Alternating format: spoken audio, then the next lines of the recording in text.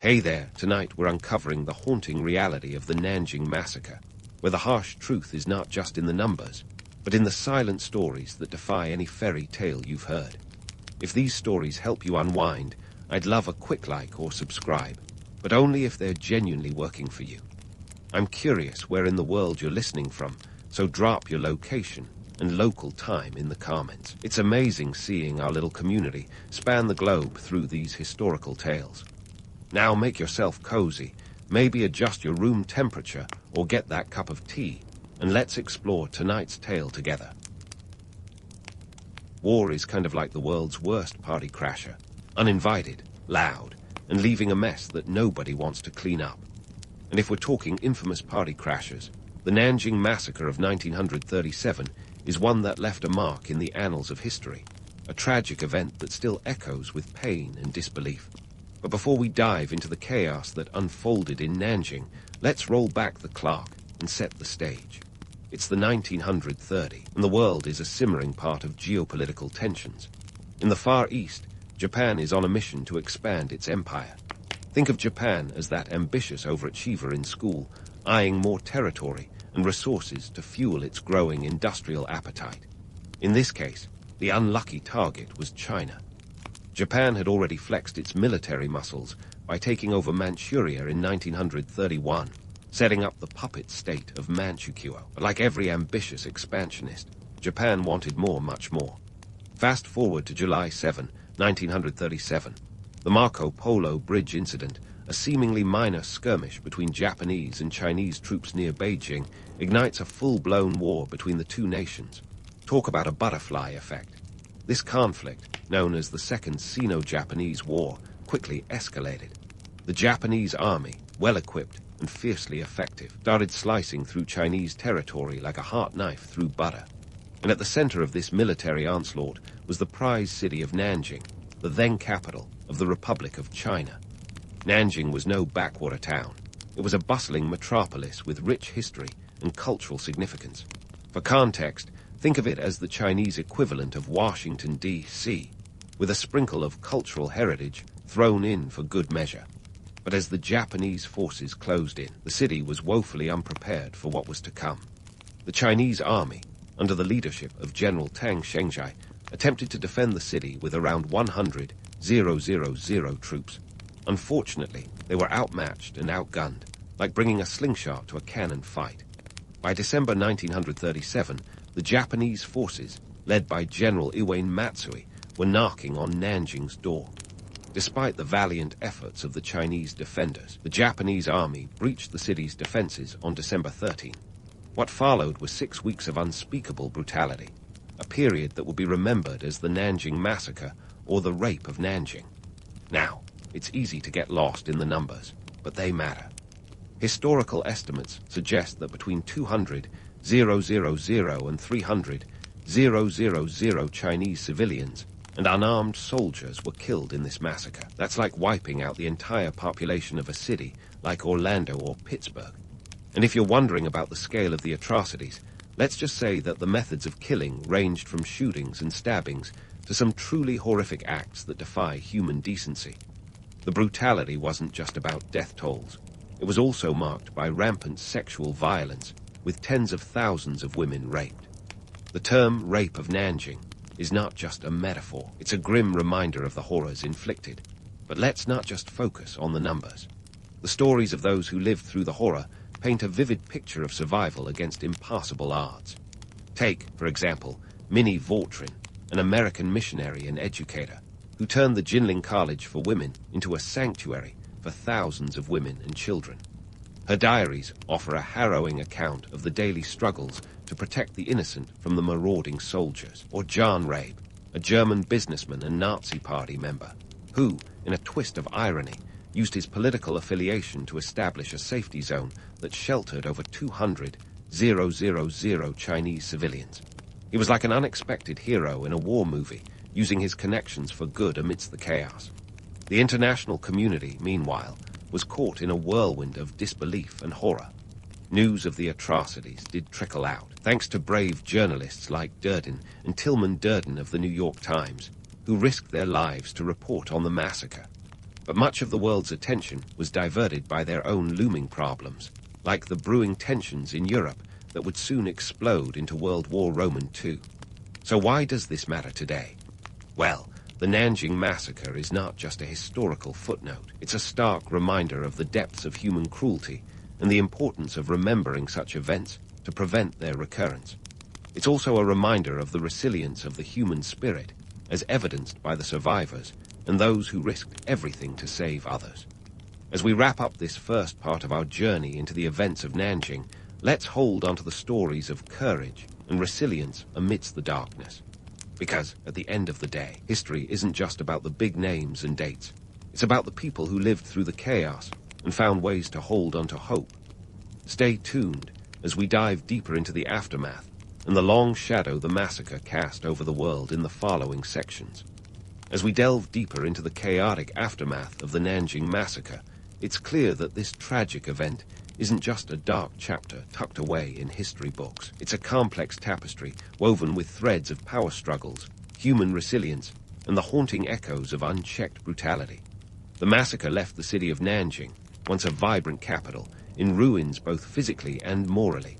Streets that were bustling with life became corridors of despair, and homes turned into silent witnesses of unspeakable horror. So, what happened after the curtain fell on this grim saga? For starters, let's talk about the survivors. Those who managed to live through the ordeal faced a city that was a shell of its former self. Imagine returning home only to find it reduced to ashes, with neighbors gone and communities shattered. The survivors were left to rebuild their lives amidst the rubble. No small feat when the very foundations of trust and security had been so violently shaken. It was a time for resilience to shine through despair, as people like Minnie Vautrin and John Rabe continued their efforts to protect and rebuild amidst the chaos.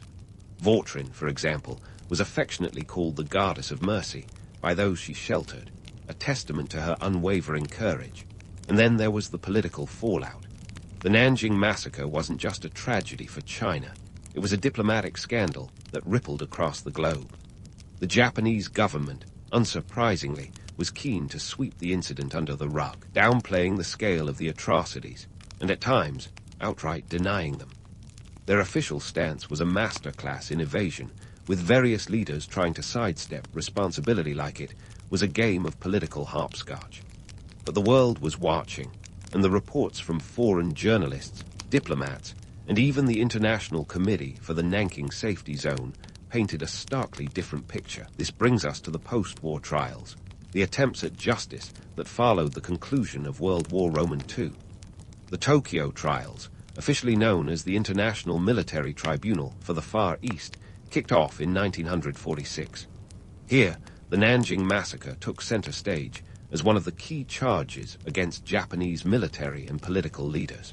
General Iwane Matsui, despite his claims that he had no idea about the atrocities until after they occurred, was found guilty of war crimes and sentenced to death. His defense? Well, it was as flimsy as a house of cards in a windstorm, hinging on ignorance and lack of direct control. But the tribunal wasn't buying it, and Matsui was executed in 1948. Yet, justice was patchy at best. Many of those responsible for the massacre escaped the hangman's noose, some reintegrating into post-war Japanese society with alarming ease. This was partly due to the geopolitical chess game of the Cold War, where Japan's strategic position in Asia was deemed more valuable to the Allies than dwelling on past crimes. It's a sobering reminder of how often political pragmatism can overshadow moral accountability. Meanwhile, in China, the massacre became a symbol of national suffering and resilience, a rallying cry for unity in the face of foreign aggression. The Chinese government, led by the nationalists and later the communists, used the memory of Nanjing as a powerful tool for political narrative. It was a stark illustration of the horrors of war and a reminder of the need for a strong, unified nation capable of defending itself. But what about the ordinary people, the ones who lived through the nightmare and had to cope with its aftermath? For many, the scars ran deep, affecting generations that followed. The trauma experienced by survivors seeped into the collective consciousness of the nation, influencing cultural and social dynamics in ways that were often unspoken but deeply felt. It's hard to quantify the psychological impact of such a cataclysmic event, but it's safe to say that it left a legacy of pain and resilience that persists to this day. In the global arena, the Nanjing Massacre has remained a contentious topic. Japan and China have experienced fluctuating diplomatic tensions over the years, with historical memory often being a flashpoint. The Japanese government's reluctance to fully acknowledge the atrocities committed in Nanjing has been a sticking point in Sino-Japanese relations. Efforts to revise or downplay the events in some Japanese textbooks have sparked outrage and protests in China, illustrating how the past continues to shape contemporary geopolitics. Despite these tensions, there have been moments of reconciliation and understanding. In 2015, on the 70th anniversary of the end of World War II, Japanese Prime Minister Shinzo Abe expressed deep remorse for Japan's wartime actions, though without a specific reference to Nanjing. It was a diplomatic tightrope walk, one that highlighted the complexities of addressing historical grievances while navigating modern political realities. And let's not forget the role of memory. The city of Nanjing has made significant efforts to preserve the history of the massacre through museums and memorials, ensuring that the voices of the victims and survivors are not lost to time. The Memorial Hall of the Victims in Nanjing Massacre by Japanese invaders stands as a somber testament to the horrors endured and a pledge to remember those who suffered. It's a place where history speaks through artifacts, photographs, and personal accounts, reminding visitors of the brutality of war and the importance of peace. As we piece together the mosaic of events that followed the Nanjing Massacre, it becomes clear that this was more than just a historical footnote. It was a profound human tragedy with echoes that continue to reverberate today. The massacre is a stark reminder of the capacity for human cruelty and the necessity of confronting our past to better shape our future. And as we prepare to dive deeper into the subsequent chapters, let's keep in mind that history is not just about what happened, but why it matters and how it continues to influence the world we live in. So, stick around as we continue to unravel the long shadow cast by the Nanjing Massacre, exploring the reverberations and the lessons learned, or not, over the following decades. Because history, as they say, is not just a collection of stories. It's the foundation upon which we build our understanding of humanity itself. In the tangled web of history, the story of Nanjing is a chilling reminder of humanity's darker instincts. And yet, there's an unyielding resolve that emerges from the ashes. But before we dive into the murky depths of its aftermath, let's pause to consider the immediate impact on Nanjing itself, where the dust was only beginning to settle, and the haunting reverberations of violence were far from fading. Once the Japanese forces had departed, Nanjing was left a ghost of its former self. The city's infrastructure was decimated, with estimates suggesting that nearly one-third of its buildings lay in ruins. Imagine trying to restore normalcy in the face of such devastation. It's like attempting to rebuild a sandcastle after a tsunami, except this time there were no cheerful beachgoers to lend a hand. The economy, understandably, was in shambles. Shops were looted, banks were emptied, and any semblance of economic activity had been virtually wiped out. The people of Nanjing faced a Herculean task of not just rebuilding structures, but also piecing together the very fabric of their society. Amidst this chaos, a remarkable sense of community resilience emerged. Survivors banded together to support one another, sharing whatever meager resources they could muster. It's a testament to the indomitable human spirit. When faced with the abyss, people often find a way to forge ahead. Yet, let's not romanticize this struggle. The reality was harsh, and the scars ran deep. Many families were left without breadwinners, forcing women and children to take on roles they never anticipated. The psychological toll was immense, with trauma casting long shadows over the lives of those who had witnessed horrors firsthand. Meanwhile, the international community had its own reckoning. The massacre had exposed the world to the brutal reality of imperial ambitions gone awry. Diplomatic relations between China and Japan were unsurprisingly strained beyond repair. For a time, the world had to grapple with the moral implications of standing idly by while atrocities unfolded. It was a slap in the face, a wake-up call that perhaps humanity wasn't as civilized as it liked to believe. In the corridors of power, the massacre became a symbol of the urgent need for international regulation of warfare. The League of Nations, the precursor to the United Nations, faced criticism for its inability to prevent such tragedies. But let's face it, the League was about as effective as a chocolate teapot, idealistic, but ultimately impractical. The massacre highlighted the need for a more robust international framework to prevent future atrocities, planting the seeds for what would eventually evolve into the modern human rights movement. The economic implications of the massacre were profound, particularly for China. As the country struggled to regain its footing, the massacre became a rallying cry for industrial and military modernization, a stark realization that in the modern world might often made right. This drive for modernization laid the groundwork for China's eventual rise as a global power, albeit through a long and tumultuous journey. But let's not sugarcoat it. The road to recovery was anything but smooth. The political landscape in China was fraught with tension, as nationalists and communists vied for control in the aftermath of the Japanese occupation. Each faction sought to leverage the memory of Nanjing to bolster their legitimacy, weaving it into their respective narratives of resistance and resilience.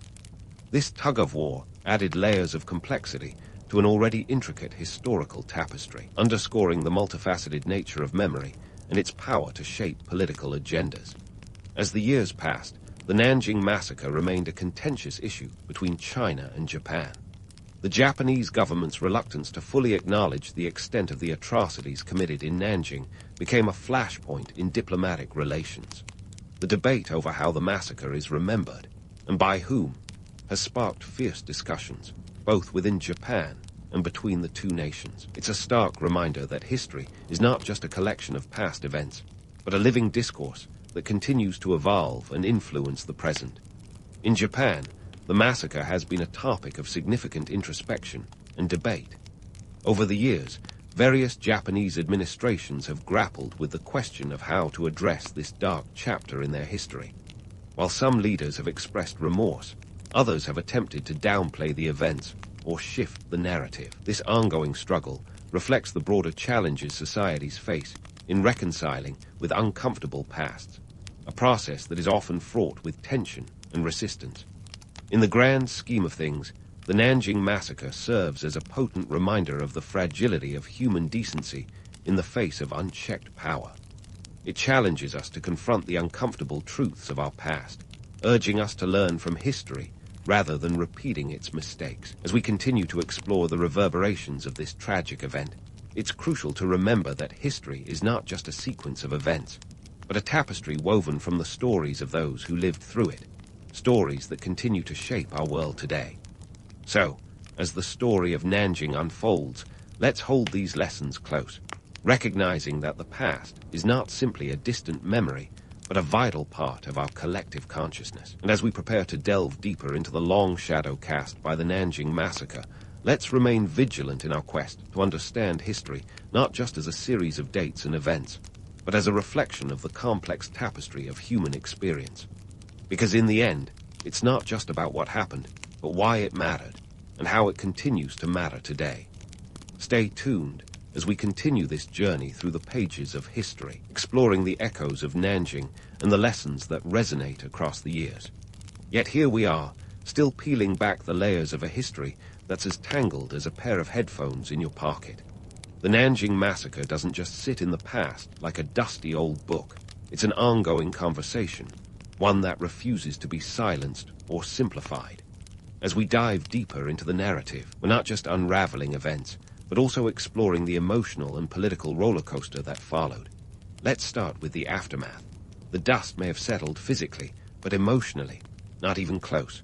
Nanjing was a city trying to piece itself back together, brick by broken brick. The infrastructure was a mess. Roads, bridges, and buildings resembled the aftermath of a Godzilla movie.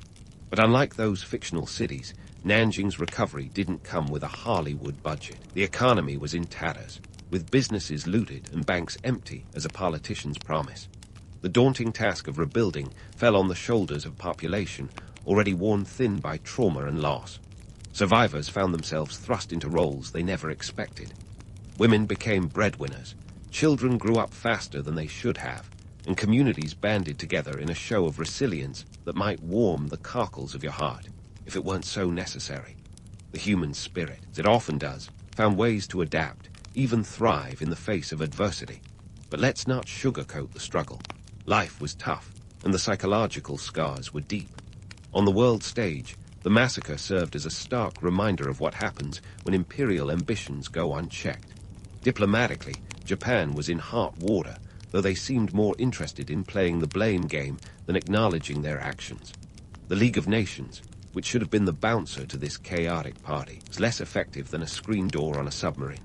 Their inability to prevent such atrocities was a sobering wake-up call, eventually leading to the formation of a more robust international peacekeeping body, the United Nations. But let's be honest, the UN isn't perfect either. It's a work in progress, much like humanity itself. Meanwhile, China was facing its own internal storm.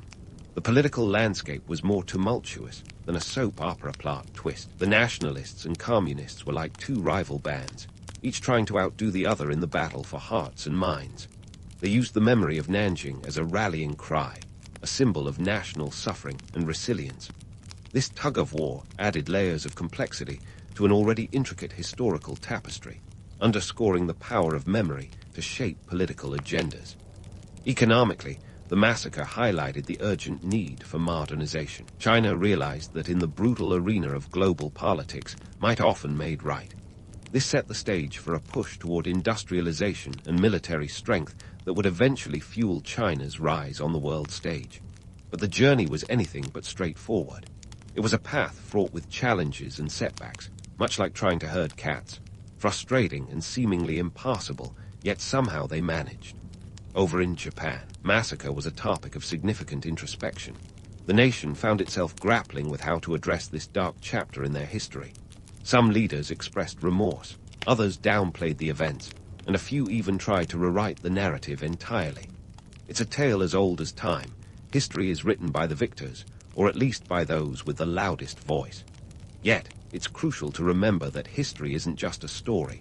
It's a reflection of who we are and who we aspire to be. In the grand scheme of things, the Nanjing Massacre is a reminder of the fragility of human decency. It challenges us to confront the uncomfortable truths of our past, urging us to learn from history rather than repeat its mistakes. This is where the myth-busting comes in. The romantic idea that humanity is inherently good and just is put to the test by events like Nanjing. It shows us that we're capable of both incredible cruelty and remarkable resilience. As diplomatic tensions simmered between China and Japan, history itself became a battleground. The Japanese government's reluctance to fully acknowledge the extent of the atrocities committed in Nanjing became a flashpoint, sparking protests and outrage, particularly in China. It's a potent reminder that the past is never just the past. It's an ever-present shadow that influences the present and the future. The story of Nanjing also highlights the power of memory and its role in shaping identity. For China, the massacre became a cornerstone of national identity, a reminder of the need for unity and strength. For Japan, it was a source of introspection and debate, a challenge to reconcile with a darker chapter of their history. This ongoing struggle reflects the broader challenges societies face in reconciling with uncomfortable pasts, a process that is often fraught with tension and resistance. So, as we continue to explore the echoes of Nanjing, let's hold on to the lessons it offers. History isn't just a collection of dates and events. It's a tapestry woven from the stories of those who lived through it. It's a reflection of the complex tapestry of human experience, challenging us to confront our past and strive for a better future. And as we prepare to delve deeper into the long shadow cast by the Nanjing Massacre, let's remain vigilant in our quest to understand history not just as a series of events, but as a reflection of who we are and who we aspire to become. Stay tuned, because the journey through history is far from over. There's more to uncover, more to learn, and more to understand about the echoes of Nanjing and the lessons that resonate across the years. History, as they say, is a conversation between the past and the present, and the Nanjing Massacre is one of those persistent topics that refuses to bow out quietly. Like an uninvited guest at a party who still manages to steal the spotlight, it demands our attention, urging us to remember, learn, and perhaps, just maybe, do better. But how do we wrap up such a sprawling narrative? Let's dive in where we left off and pull this tangled thread of history to a conclusion that's as satisfying as it is thought-provoking. First, let's touch on the long-term impacts on Sino-Japanese relations. If you thought a couple of decades would smooth things over, think again. The massacre left a rift between China and Japan wider than the Pacific Ocean itself. The Japanese government's sporadic acknowledgements of their wartime actions have often come across as too little, too late. In 1995, then Prime Minister Tomiichi Murayama issued a statement expressing deep remorse and a heartfelt apology for Japan's wartime actions. It was a step forward, but for many in China, it felt like a band-aid on a gaping wound. Despite these tensions, there have been notable efforts at reconciliation. In 2000, a group of Japanese students and teachers visited the Nanjing Massacre Memorial Hall, offering apologies and peace cranes, a gesture of goodwill that symbolized hope for future generations. Yet, these efforts are often overshadowed by political skirmishes and denials from some Japanese factions who argue that the numbers were inflated or that the events have been exaggerated. It's a debate that's less about facts and more about national narratives, each side clinging to its own version of the past like a life raft in stormy seas. For the Chinese government, the massacre has been a powerful tool in shaping national identity. It's used to highlight resilience and underscore the need for a strong, unified China. The annual commemoration on December 13th serves as a solemn reminder of the nation's suffering and a call to never forget the atrocities of the past. This narrative has been instrumental in fostering a sense of nationalism, which, let's be honest, can be both a unifying force and a political sledgehammer, depending on how it's wielded. On a global scale, the legacy of Nanjing also played a role in the development of modern international laws on war crimes and human rights. The Tokyo trials set a precedent for holding leaders accountable for wartime atrocities, an idea that seems obvious now, but was revolutionary back then. It was a step towards establishing that even during war, there are rules, and those who break them can and should face consequences. Yet, the effectiveness of such trials remains a subject of debate. Critics argue that justice was selective, with many perpetrators escaping punishment, while others suggest that the trials laid the groundwork for the International Criminal Court. It's a classic case of glass half full or half empty, depending on your perspective. Economically, the massacre catalyzed China's modernization efforts. The stark realization that the country was vulnerable led to a drive for industrial and military advancements. Fast forward to the 21st century, and China has emerged as a global powerhouse, its economy growing at an average annual rate of around 10% in the decades following the Deng Xiaoping reforms.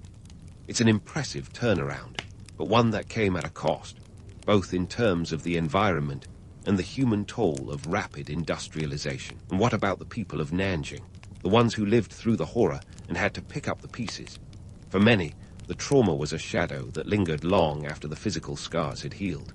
The psychological impact of the massacre was profound, affecting not just the survivors but subsequent generations as well. It's a reminder that the legacies of violence extend far beyond the battlefield, weaving themselves into the fabric of families and communities. In recent years, the push for historical accuracy and acknowledgement has gained momentum, with more Japanese citizens advocating for a truthful recounting of events. The opening of archives and the testimonies of survivors have added layers of nuance to the narrative, challenging simplistic notions of hero and villain. It's a slow, often painful process, but one that holds the promise of healing. As we wrap up this journey through the echoes of Nanjing, what have we learned? Well, for starters, history isn't just a series of events neatly catalogued in textbooks. It's a living, breathing entity, constantly evolving as new information comes to light and societies grapple with their pasts.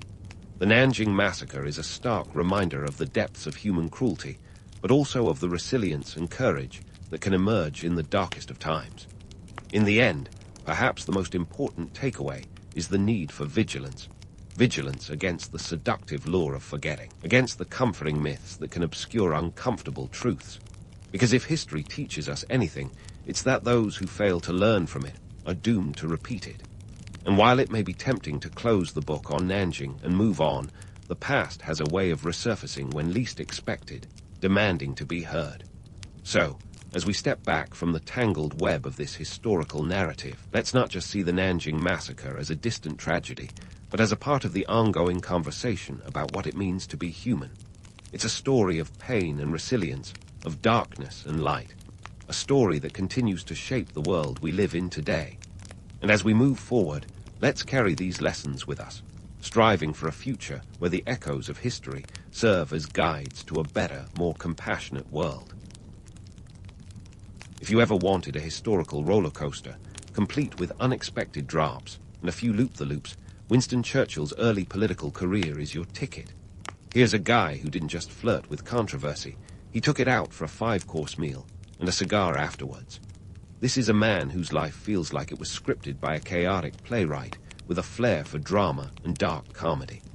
Let's rewind to the late 19th and early 20th centuries, when a young Churchill was just warming up his vocal cords for the political stage. Born in 1874, Winston Leonard Spencer Churchill came from a line of British aristocracy that practically had politics encoded into their DNA. His father, Lord Randolph Churchill, was a prominent conservative politician, and young Winston had political ambition coursing through his veins, probably alongside a healthy dose of brandy. Fast forward a bit to 1900, when 26-year-old Churchill leapt into the political ring as the Member of Parliament for Oldham. He was with the Conservatives then, but Churchill was never one to be tied down by labels. In 1904, he crossed the floor to join the Liberal Party, proving that loyalty was more of a suggestion than a rule in his book. It's like switching from Pepsi to Coke in a room full of soda purists, bold and slightly outrageous. Churchill's early career was sprinkled with blunders that would have made any PR team sweat bullets had they existed in the same capacity back then. He was appointed First Lord of the Admiralty in 1911, a role that gave him control over the Royal Navy's operations. This is where his penchant for audacious strategies took center stage. Churchill had a great idea, or so he thought, into the Gallipoli campaign of 1915, a military operation that aimed to knock the Ottoman Empire out of World War I. It was supposed to be a swift naval victory. Instead, it turned into a prolonged trench warfare slog, claiming around 250,000 Allied casualties. Let's just say his plan sank faster than a lead balloon. Gallipoli was a disaster, an epic miscalculation that left Churchill with more egg on his face than a breakfast omelette. The campaign was meant to be Churchill's crowning military achievement, but instead it sent him packing to the political wilderness. He resigned from the Admiralty in November 1915. A once promising career was now in tatters, as shattered as the dreams of those who believed in his naval strategies. Yet, even political exile couldn't extinguish Churchill's flair for the dramatic or his sharp wit. Banished from the front lines of British politics, he took to the literal front lines in France, serving as a lieutenant colonel on the Western Front. It wasn't exactly a desk job, and certainly not the typical path for a politician in disgrace. But when has Churchill ever been typical? Despite his time in the trenches, Churchill was never far from the political limelight. His love for cigars was as legendary as his speeches, and his wit was sharper than a sailor's knife. Take, for example, his retort to a woman who accused him of being drunk. "My dear, you are ugly, but tomorrow I shall be sober, and you will still be ugly." Not exactly a candidate for miscongeniality, but undeniably memorable. Churchill had a knack for words that could cut like a hot knife through butter, a skill that would serve him well in the years to come. He also had a remarkable ability to bounce back from defeat, a resilience that made him both a subject of admiration and critique. While many of his contemporaries wrote him off as a has-been, Churchill was plotting his comeback, ready to light up the stage once more, much like one of his beloved cigars. What's fascinating is how the Gallipoli debacle, which seemed like a career-ending catastrophe, set the stage for Churchill's eventual rise as a wartime leader. It's a testament to the man's indomitable spirit and his refusal to let failure have the final word. The romantic myth is that Churchill was a man of destiny. The harsh reality was that he was a man who fell flat on his face and then got up, dusted himself off, and asked for another round. So there you have it, the early political career of Winston Churchill, a blend of ambition, audacity, and a few too many strategic missteps. It's a tale that sets the stage for his unexpected comeback, proving that even the most notorious blunders can be the prelude to greatness. From the ashes of political disgrace, Churchill's rise back to power was nothing short of a phoenix moment, minus the mythical creature part. Fast forward to 1939, and our man Winston found himself at the helm of a nation teetering on the edge of World War II. It was like he had been waiting in the wings, rehearsing his lines, while the world stage was set for a new kind of drama. This was not your average comeback. It was Churchill's grand entrance, complete with spotlights and the roar of an encore. Now, let's talk about rallying speeches. If Churchill had been a DJ, his speeches would have been the house music of war, full of beats that got the people moving. On May 13, 1940, Churchill delivered his first speech as Prime Minister, famously offering blood, toil, tears, and sweat. Not exactly warm and fuzzy, but effective. It was the verbal equivalent of a double espresso, no sugar needed. Churchill knew how to deliver a line that would stick, like a catchy chorus you can't get out of your head. But Churchill was more than just a voice booming from Westminster.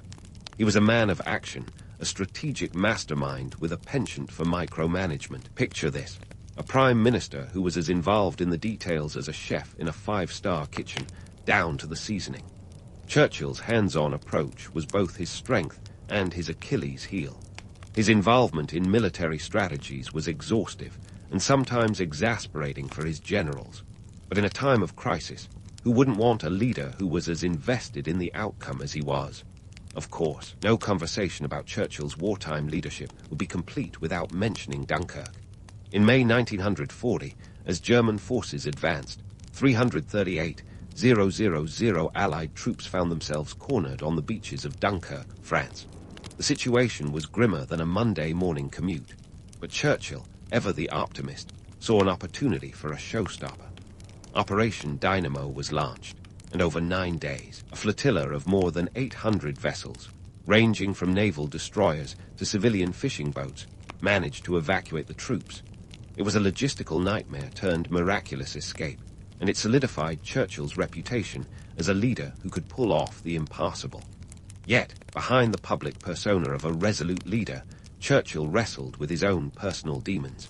He called it the Black Dog, a fittingly ominous metaphor for his bouts of depression. It's hard to imagine the man with the booming voice and unyielding resolve battling such a shadow. But that's the complexity of Churchill's character. A man who carried the weight of the world on his shoulders also grappled with the burden of his own mind. Despite this, or perhaps because of it, he remained relentless in his leadership. He was like a boxer who kept getting up, round after round, refusing to throw in the towel. Churchill's relationships with other world leaders were another complex dance. Take Franklin D. Roosevelt, the President of the United States, for example. Their relationship was a mix of mutual respect and occasional frustration, like two brilliant musicians who sometimes played in different keys. They exchanged over 700 letters and telegrams, a testament to their constant communication. Churchill even crossed the Atlantic several times to meet with Roosevelt, braving the treacherous U-boat-infested waters, a testament to his commitment to the Allied cause. Their meetings were legendary, not just for the decisions made, but for the personalities involved. Churchill, with his cigars and champagne, and Roosevelt, with his cigarette holder and martinis. Together, they formed a dynamic duo of determination. They crafted strategies that would eventually turn the tide of the war, proving that collaboration could be both powerful and challenging. Churchill's ability to navigate these relationships showcased his diplomatic finesse, even if he sometimes ruffled feathers with his brashness. The romantic myth paints Churchill as the quintessential wartime leader, a man of destiny who rallied a nation with his words and actions. But the reality is a bit more nuanced. Churchill was a man who thrived on the precipice of disaster, who found purpose in the chaos of war. His leadership was as much about managing the complexities of human nature as it was about military strategy. He was both a hero and a flawed human being, a man who understood the gravity of the moment and rose to meet it with all the fire and fury he could muster. As we close this chapter, Remember that Churchill's story is far from over. We've only just begun to unravel the layers of his wartime leadership. The legend and the reality are intertwined, creating a narrative that continues to captivate historians and enthusiasts alike. So, stay tuned as we delve deeper into the man who became synonymous with Britain's defiance and resilience during one of the darkest periods in history. As Churchill settled into his role during the Blitz, he became the living embodiment of British resilience, part lion-hearted leader, part theatrical maestro. Imagine the scenes. London under a relentless barrage of bombs, the cityscape silhouetted against the eerie glow of fires, and there's Churchill striding through the rubble in his signature bowler hat with a cigar clenched defiantly between his teeth. It was as if he was directing a dramatic play with the entire nation as his audience. The Blitz, beginning on September 7, 1940, was Hitler's not-so-subtle attempt to bomb Britain into submission. For 57 consecutive nights, London was pounded by the Luftwaffe. By the time the raids ended in May 1941, over 43,000 civilians had perished, and more than 1 million houses were reduced to dust. Yet, amidst the rubble and despair, Churchill's speeches echoed with gritty determination. "We shall fight on the beaches. We shall fight on the landing grounds," he roared, turning bleak reality into a rallying cry. His words were a shot of adrenaline for a nation on the ropes, an audible slap to shake off the dust and keep going. But let's peel back the romantic veneer of Churchill's wartime leadership and peek at the less glamorous realities. The British people weren't just battling bombs. They were grappling with the grimness of rationing. By 1940, butter, sugar, and bacon were rationed, 3 pillars of the British breakfast, mind you. Cue the collective groan of a nation forced to make do with powdered eggs and spam. The Ministry of Food, in a stroke of culinary cruelty, even tried to convince the populace that whale meat was a tasty alternative. Spoiler alert, it wasn't. And then there were the bomb shelters. These weren't the cozy, reinforced hideaways of modern doomsday preppers. Many Londoners found refuge in the dank, overcrowded tunnels of the London Underground. Just imagine trying to catch some shut-eye with the rumble of bombers overhead, the air thick with the smell of damp wool and fear. Not exactly the setting for a peaceful night's sleep, yet it became the nightly reality for thousands. Churchill, of course, was no stranger to the bomb shelters himself. His favorite was the Cabinet War Rooms, a bunker hidden beneath the streets of Westminster.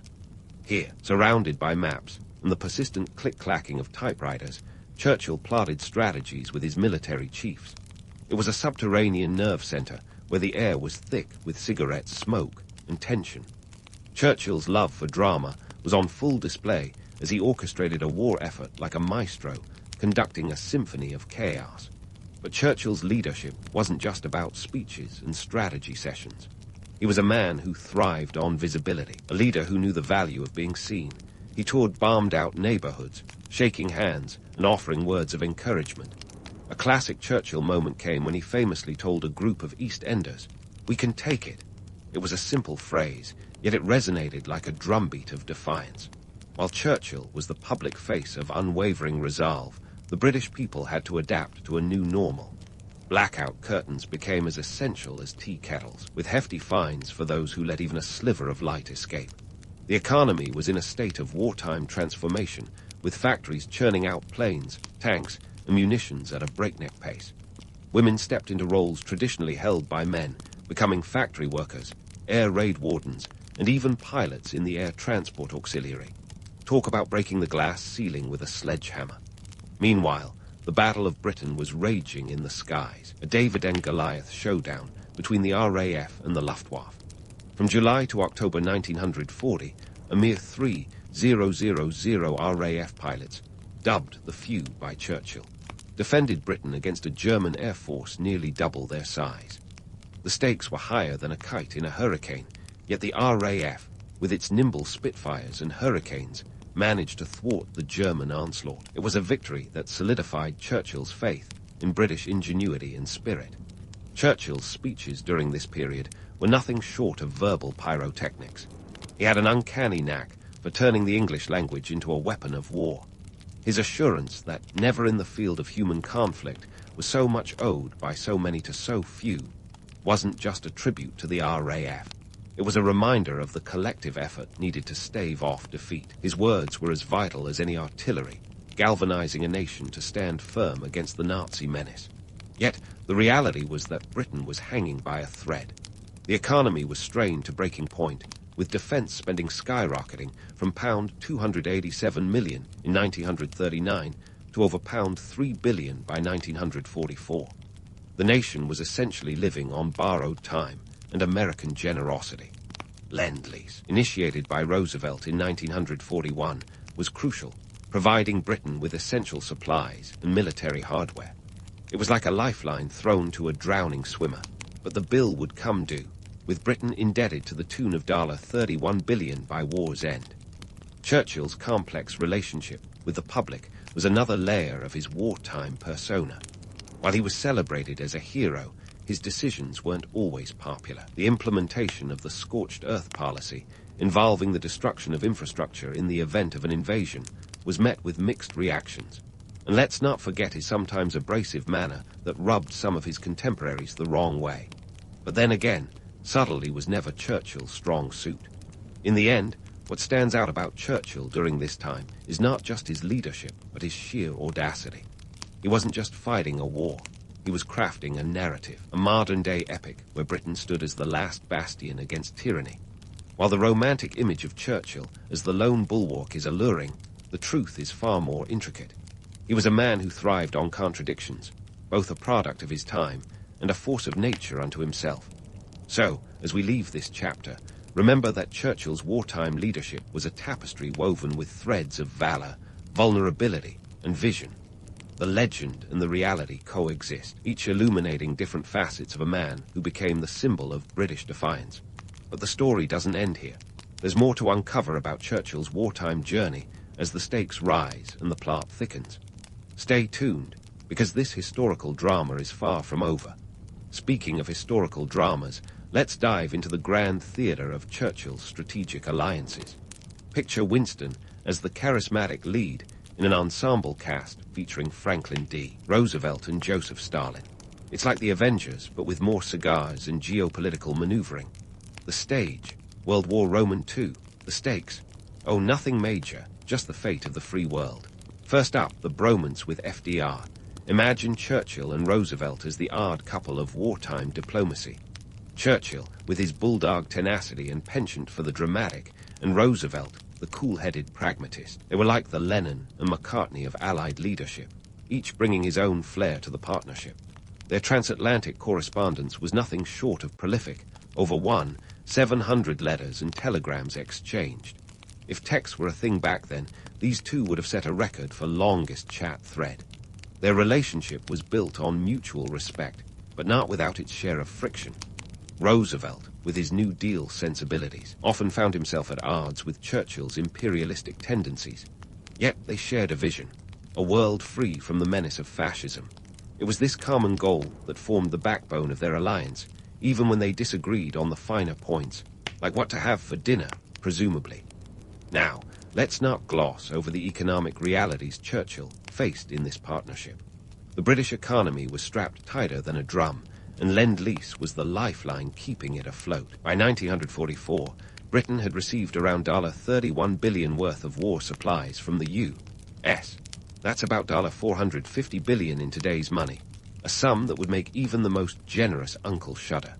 Roosevelt's willingness to extend this aid was crucial, but it also left Britain with a post-war tab that was less, thank you, and more, pay up. While Churchill and FDR were busy crafting strategy, there was another player in this high-stakes game, Joseph Stalin. If Churchill and Roosevelt were the dynamic duo, Stalin was the shadowy figure in the corner. Their relationship was less a bromance and more a strategic dance with a partner who might step on your toes, or worse. Stalin, the steely leader with a penchant for paranoia, was a tough nut to crack. Churchill understood that to defeat Hitler, they needed Stalin's Red Army, a force that, by the end of the war, would comprise around 11 million soldiers. That's a lot of boots on the ground, and Churchill was pragmatic enough to know he needed Stalin, even if the man gave him the creeps. Their interactions were a masterclass in diplomatic dexterity. Take the Yalta Conference in February 1945, where Churchill, Roosevelt, and Stalin met to discuss post-war Europe. It was like a geopolitical poker game, with each leader holding cards close to the chest. The setting, the Levadia Palace in Crimea, a place with all the warmth of a Siberian winter. At Yalta, Churchill's political acumen was on full display. He had to balance British interests with the demands of his two allies, a bit like juggling flaming swords while blindfolded. The outcome: agreements on the division of Germany and the establishment of the United Nations. Not too shabby, but with a catch. Eastern Europe would fall under Soviet influence, a decision that would haunt the post-war order like a ghost at a feast. Let's not forget the theatrics of D-Day. On June 6, 1944, Operation Overlord launched, marking the largest amphibious invasion in history. Over 156,000 Allied troops stormed the beaches of Normandy, a logistical marvel that was as much about optics as operations. Churchill was instrumental in the planning, but he had his doubts. He famously quipped, "I hope we're not leaving our guts on the barbed wire." Talk about a vote of confidence. D-Day was a turning point, a bold move that signaled the beginning of the end for Nazi Germany. It was a success, but not without its share of bloodshed. Over 400 Allied troops perished on that first day alone. Churchill's leadership during this time was both decisive and nuanced, a delicate balance of military might and media savvy. He understood the power of imagery, ensuring the world saw the Allies' determination and unity. But let's peel back the romantic veneer. Churchill's leadership was also marked by moments of duplicity. He was known to play his cards close, sometimes withholding information even from his closest allies. It wasn't just about winning battles, it was about shaping the narrative. He was a man who understood the value of a good story, even if it meant bending the truth. Churchill's wartime leadership was as much about perception as reality. He knew that in the court of public opinion, appearance could be as powerful as action. His speeches were crafted with the precision of a master wordsmith, each phrase calculated to inspire and mobilize. Yet behind the curtains, he was a realist, aware of the limitations and complexities of the Allied partnership. The romantic myth paints Churchill as the indomitable leader, the man who single-handedly saved the free world with a cigar in one hand and a speech in the other. But the truth is more nuanced. Churchill was a leader who thrived on the edge of chaos, a man who understood that sometimes you needed to play the part to win the war. His legacy is a tapestry of contradictions, a blend of valor and vulnerability, brilliance and bluster. So, as we close this scene, remember that Churchill's story is far from over. The legend and the reality are intertwined, each offering a glimpse into the complexities of a man who became the symbol of British resilience. There's more to uncover, more insights to explore as we continue this historical journey. The plot thickens, and the stakes rise as we move towards the final act. Stay tuned, because the curtain is far from falling on Churchill's wartime saga. As the curtain falls on the theater of war, we find Churchill stepping into a new act, a post-war world where his role was as unpredictable as his choice of hats. It's 1945, and the war-weary British electorate, perhaps craving a change as much as a decent cuppa, decided to give Churchill the boot. Yes, the man who had just led them through the darkest days of World War II found himself out of office, replaced by Clement Attlee and the Labour Party. It's like being the star quarterback, only to be benched after winning the Super Bowl. The July 1945 general election was a landslide victory for Labour, securing 393 seats to the Conservatives' 197, a turn of events that left Churchill staring into his whiskey glass, wondering what just happened. But let's not get too teary-eyed about his election loss. Churchill wasn't the type to mope around like a lovesick teenager. Instead, he turned his attention to the international stage, becoming a vocal advocate for European unity. In 1946, he delivered his famous Iron Curtain speech in Fulton, Missouri, warning of the Soviet threat and the division of Europe. It was classic Churchill, booming rhetoric and metaphors that could slice through any geopolitical fog. The speech was a wake-up call, alerting the West to the realities of a new Cold War era. Although Churchill was out of office, his influence was far from diminished. His words continued to echo across the Atlantic, shaping the discourse on post-war alliances. Now, if you think Churchill was just going to fade into the background, think again. He had a flair for reinvention, that would make a chameleon blush. In 1951, in a twist that would make any soap opera proud, Churchill made a political comeback, regaining the position of Prime Minister at the age of 76. It was as if the British public suddenly remembered they had a soft spot for the old bulldog. His second term, however, was no walk in Hyde Park. The British Empire was crumbling faster than a poorly made scone, and Churchill found himself grappling with the thorny realities of decolonization. Countries like India had already slipped through Britain's fingers, and others were lining up for their exit visas.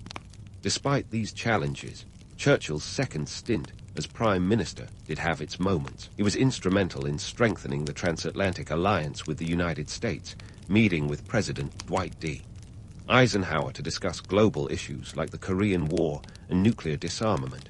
Yet, behind the scenes, Churchill was battling his health, suffering a series of strokes that left him weakened.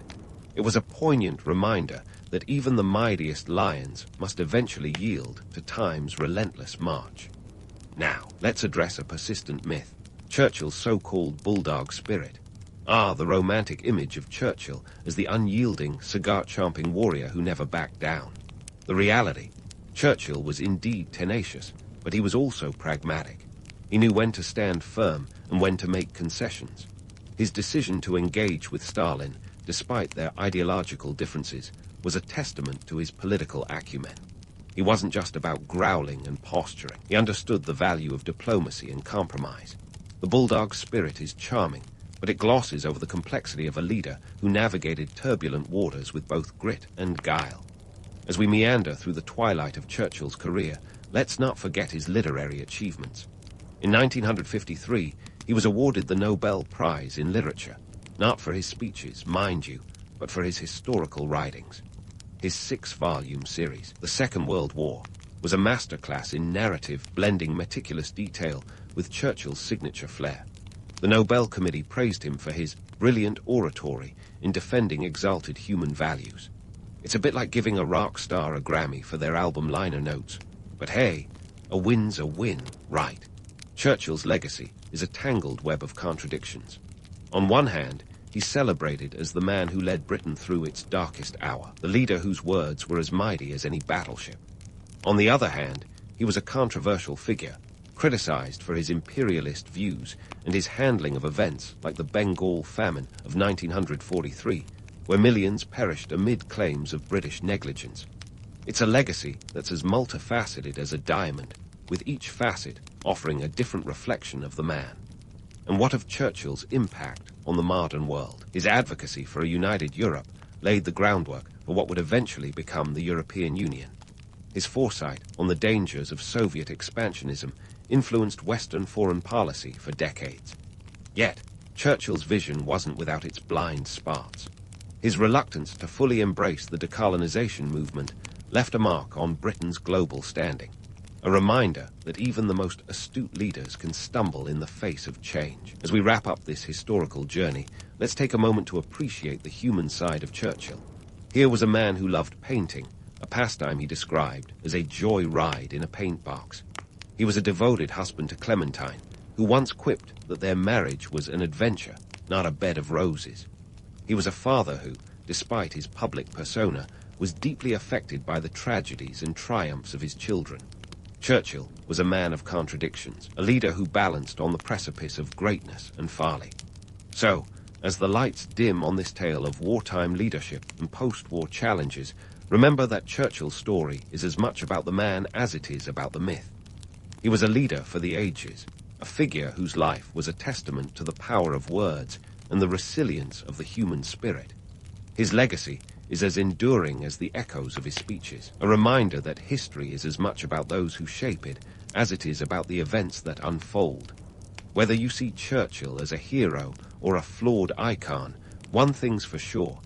His story is one for the ages, a narrative as rich and complex as the man himself. You wake up in ancient China, and your ears are immediately filled with the rhythmic clatter of looms and the hum of spindles.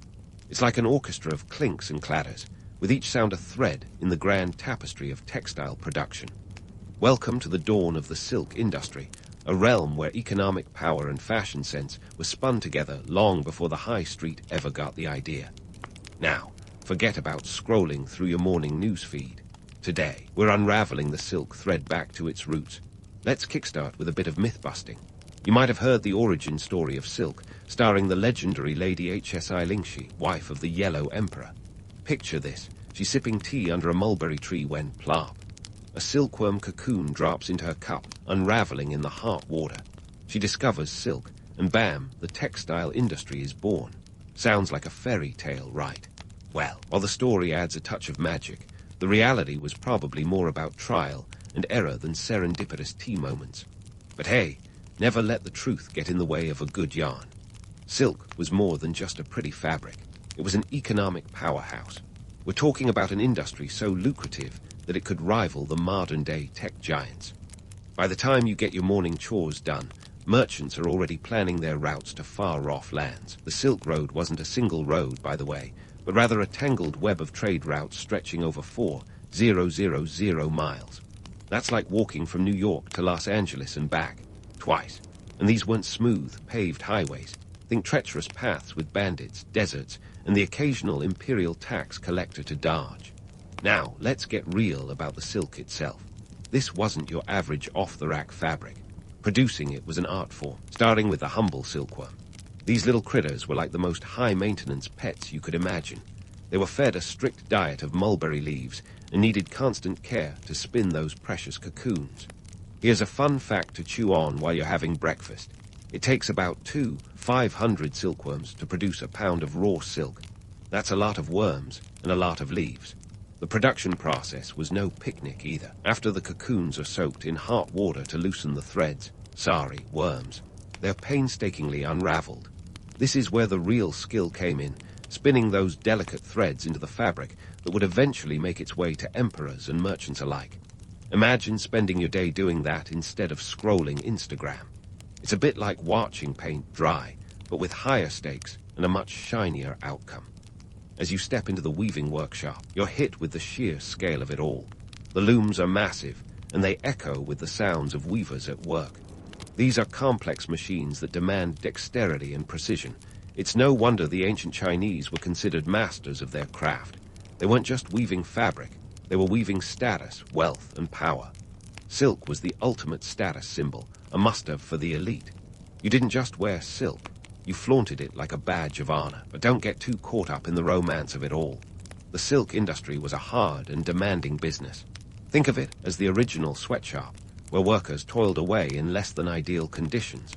But this labor-intensive process created a product that was worth its weight in gold, literally.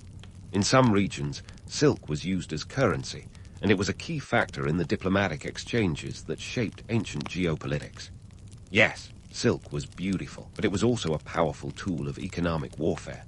As the sun climbs higher, the trade routes buzz with activity. We're talking caravans packed with silk, spices, and all manner of exotic goods. The Silk Road was the ancient world's version of Amazon, albeit with longer delivery times and no next-day shipping. But the goods that traveled these routes weren't just commodities. They were cultural exchanges on a grand scale. Along with silk, ideas, religions, and technologies flowed between East and West, shaping civilizations in ways we still feel today. So, as you wrap up your morning in this bustling hub of ancient commerce, take a moment to appreciate the sheer ingenuity and determination that fueled the silk industry. It wasn't just about making pretty clothes. It was about crafting a legacy that would endure through centuries. From the mythical origins to the harsh realities of production, silk was, and still is, a testament to human creativity and ambition. And all of it started here, beneath the hum of looms and the diligent hands of ancient artisans. As the morning turns to midday, you're not just witnessing history.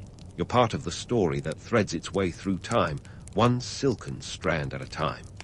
As the morning haze lifts, we dive deeper into the heart of ancient China's textile industry, and it's time to meet the unsung heroes, those nimble-fingered artisans and workhorse laborers who spun the gears of this economic juggernaut. Spoiler alert, the whole operation was less a scene from a peaceful pastoral and more a bustling hive of activity, where serenity took a back seat to sweat, skill, and a surprising amount of grit. Let's start with the artisans, the rock stars of the loom world. These folks were the Michelangelos of their trade, crafting patterns so intricate you'd swear they were woven by magic. But hold on to your silk scarves. This wasn't just an art class. Mastering the loom required years of training, usually starting in childhood. By the time these weavers reached adulthood, they were like human computers, executing complex designs with the precision of a laser printer, but with a lot more elbow grease. We're talking about hours of intense focus, all while navigating the loom's labyrinth of threads. If you think your Wi-Fi password is complicated, try figuring out a silk brocade pattern. But don't be fooled by the romantic image of the lone artisan, serenely weaving away in a sunlit workshop. Behind every piece of silk was a team effort, with tasks divided among specialists. Spinners, dyers, designers, they all played their part. It was less a one-man band and more an orchestra, each section crucial to the final performance. The apprentices were the foot soldiers, learning the ropes and handling grunt work. They prepared the threads, sorted the silkworms, and did much of the heavy lifting. In the hierarchy of the workshop, they were the rookies, but without them, the whole system would unravel faster than a poorly tied shoe. Speaking of unraveling, let's talk about the laborers. These folks put the sweat in sweatshop. Their job was to do the back-breaking work that kept the production line moving.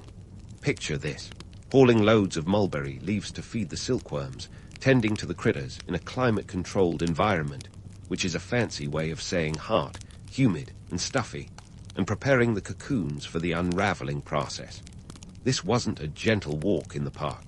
It was a marathon with no finish line in sight. And while the artisans might have basked in the glow of their creations, the laborers were often left in the shadows, their contributions significant yet overlooked. Now, here's where it gets interesting. While silk was the ultimate status symbol, the people producing it were often stuck in decidedly non-glamorous circumstances. Let's bust the myth of the idyllic weaving session. Sure, there might have been the occasional moment of quiet reflection, but for the most part, it was a cacophony of clattering looms, shouted instructions, and the ever-present pressure to meet production quotas. Think of it as the original factory floor, minus the OSHA regulations and lunch breaks. The working conditions could be harsh and unforgiving, and while the silk they produced was luxurious, their daily lives were anything but. Here's a jaw-dropping statistic to chew on. Estimates suggest that during the height of the silk trade, up to a third of the workforce in certain regions was involved in textile production in some capacity. That's like saying 1 in 3 people you know will be working in fashion, but without the runway shows and designer sunglasses. This massive workforce wasn't just churning out luxury goods. They were the backbone of an economy that spanned continents. Silk wasn't just clothing. It was currency, both literally and metaphorically. Economically, this industry was a beast. It created jobs, fostered trade, and even influenced politics. Ancient Chinese rulers understood the power of silk, using it as a diplomatic tool and a means of consolidating power. Offering a bolt of silk to a neighboring ruler was the ancient equivalent of sealing a business deal with a handshake and a fancy dinner. It was more than just a gift. It was a statement of wealth, influence, and strategic acumen. But let's not romanticize it too much. The economic boom came with its own set of challenges. Social hierarchies were reinforced, with the rich getting richer and the poor often remaining, well, poor. While the silk industry offered employment, it also highlighted the stark divide between those who could afford to drape themselves in silk and those who could only afford to make it. For many workers, the dream of wearing the fruits of their labor was as distant as the lands their silks traveled to. As the day wears on, the workshop continues to hum with activity. The artisans weave, the laborers toil, and the overseers watch with hawk-like vigilance. It's a microcosm of ancient society, with its own rules, rhythms, and realities. It's easy to get caught up in the beauty of the silk, but take a moment to appreciate the hands that made it, the lives intertwined with its threads, and the legacy left in its wake. This was a world where art met industry, where creativity mingled with commerce, and where the human spirit persevered against the odds. As the sun begins its descent, casting long shadows across the workshop floor, we leave the artisans and laborers to their work, each thread they spin adding to the rich tapestry of history. The story of ancient Chinese textile production is far from over, and as we move forward, we'll continue to unravel its complexities, one silk strand at a time. Stay tuned, because the journey is just getting started, and there are plenty more myths to bust and truths to uncover as the sun begins its descent. Casting long shadows across the workshop floor, we leave the artisans and laborers to their work, each thread they spin adding to the rich tapestry of history. But before you get lost in the poetic glow of sunset, let's refocus on those clever techniques and technologies that were the secret source of ancient Chinese textile production. All right, so you've got your silk threads ready to go. But what next? Enter the world of dyeing and weaving, where things get as vibrant and complex as a Rubik's Cube on steroids. Forget your basic color palette. We're talking about a kaleidoscope of hues achieved through natural dyes. Indigo, madder, and saffron weren't just spices or plants. They were the painter's palette for these textile maestros. Imagine concocting colors by boiling leaves, roots, or even insects. Yes, you heard right. Those vivid reds often came from the crushed bodies of cochineal bugs. Talk about putting the U in hue. Now, let's bust the myth of the happy-go-lucky weaver. This wasn't a case of elves humming tunes while working their magic, but a full-blown war room of planning and precision. The dyes had to be just right, the temperatures controlled like a chemist's lab, and timing was everything. A minute too long in the dye bath, and you might as well have been weaving a burlap sack. Weavers needed to be half artist, half scientist, and all patience. Moving on to the weaving itself, here's where the magic truly happened. The draw loom and the foot treadle loom, say what, were game changers in the textile world. The draw loom, dating back to around the Han Dynasty, 206 BCE 220 C, was the ancient equivalent of a supercomputer. It allowed for the creation of intricate patterns that would make your head spin faster than a weaver's shuttle. This loom required a drawboy to manage the warp threads from above, making it a two-person operation. Imagine needing an assistant just to manage your loom. Now that's teamwork. Then we have the foot treadle loom, which came into play a bit later, but revolutionized the process by allowing weavers to use their feet to operate the machine.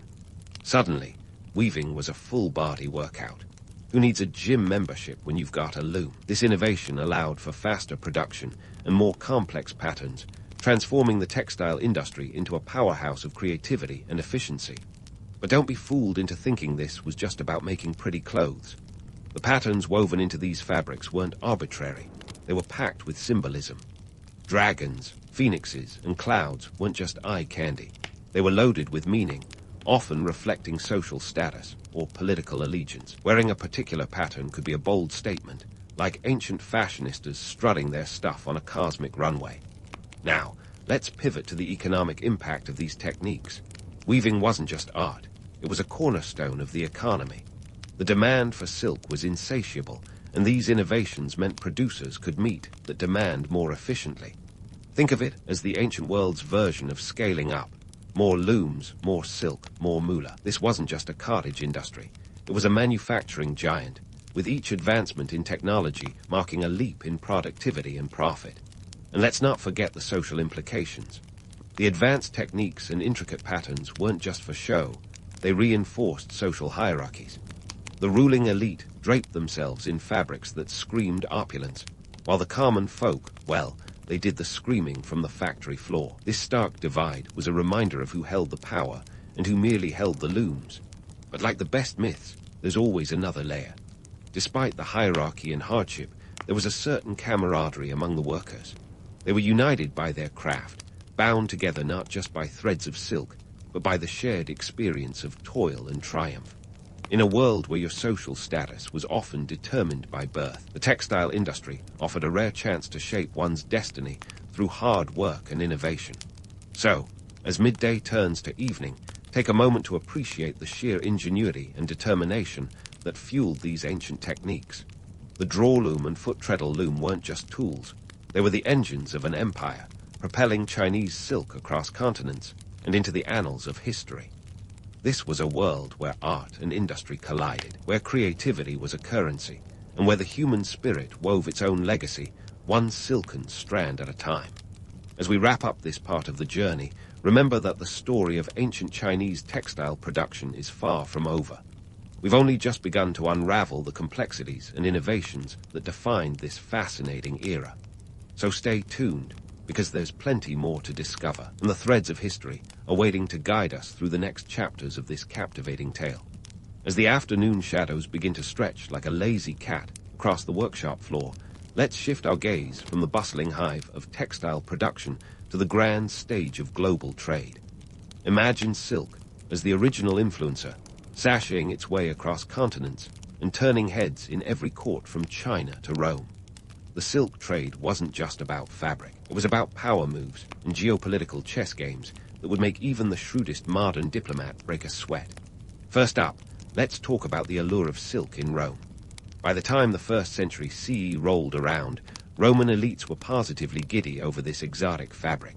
Forget about those scratchy, uncomfortable togas. Silk was the ultimate status symbol. So why were Roman senators ready to lose their togas over a silk scarf? Spoiler alert, it wasn't because silk was comfy. It was because it was conspicuously luxurious. You see, silk was the ancient equivalent of driving a sports car or owning the latest tech gadget. It was all about flaunting wealth, and the Romans were nothing if not enthusiasts of ostentation.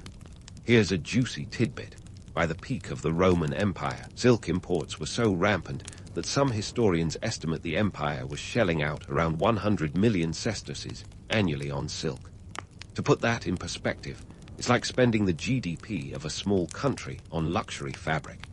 The Roman Senate even tried to curb this extravagant spending by banning silk on the grounds of moral corruption. They argued that wearing silk made Roman men effeminate. But let's be real. When has a little thing like legislation ever stood in the way of fashion? Now, let's shift the spotlight to the economic strategies that made China's textiles such a linchpin in international trade. The Chinese had a trick up their sleeves.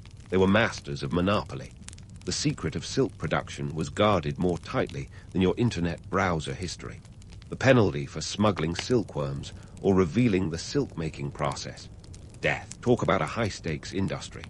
This ironclad secrecy meant China was the sole supplier of silk for centuries, a strategy that kept demand and prices sky-high.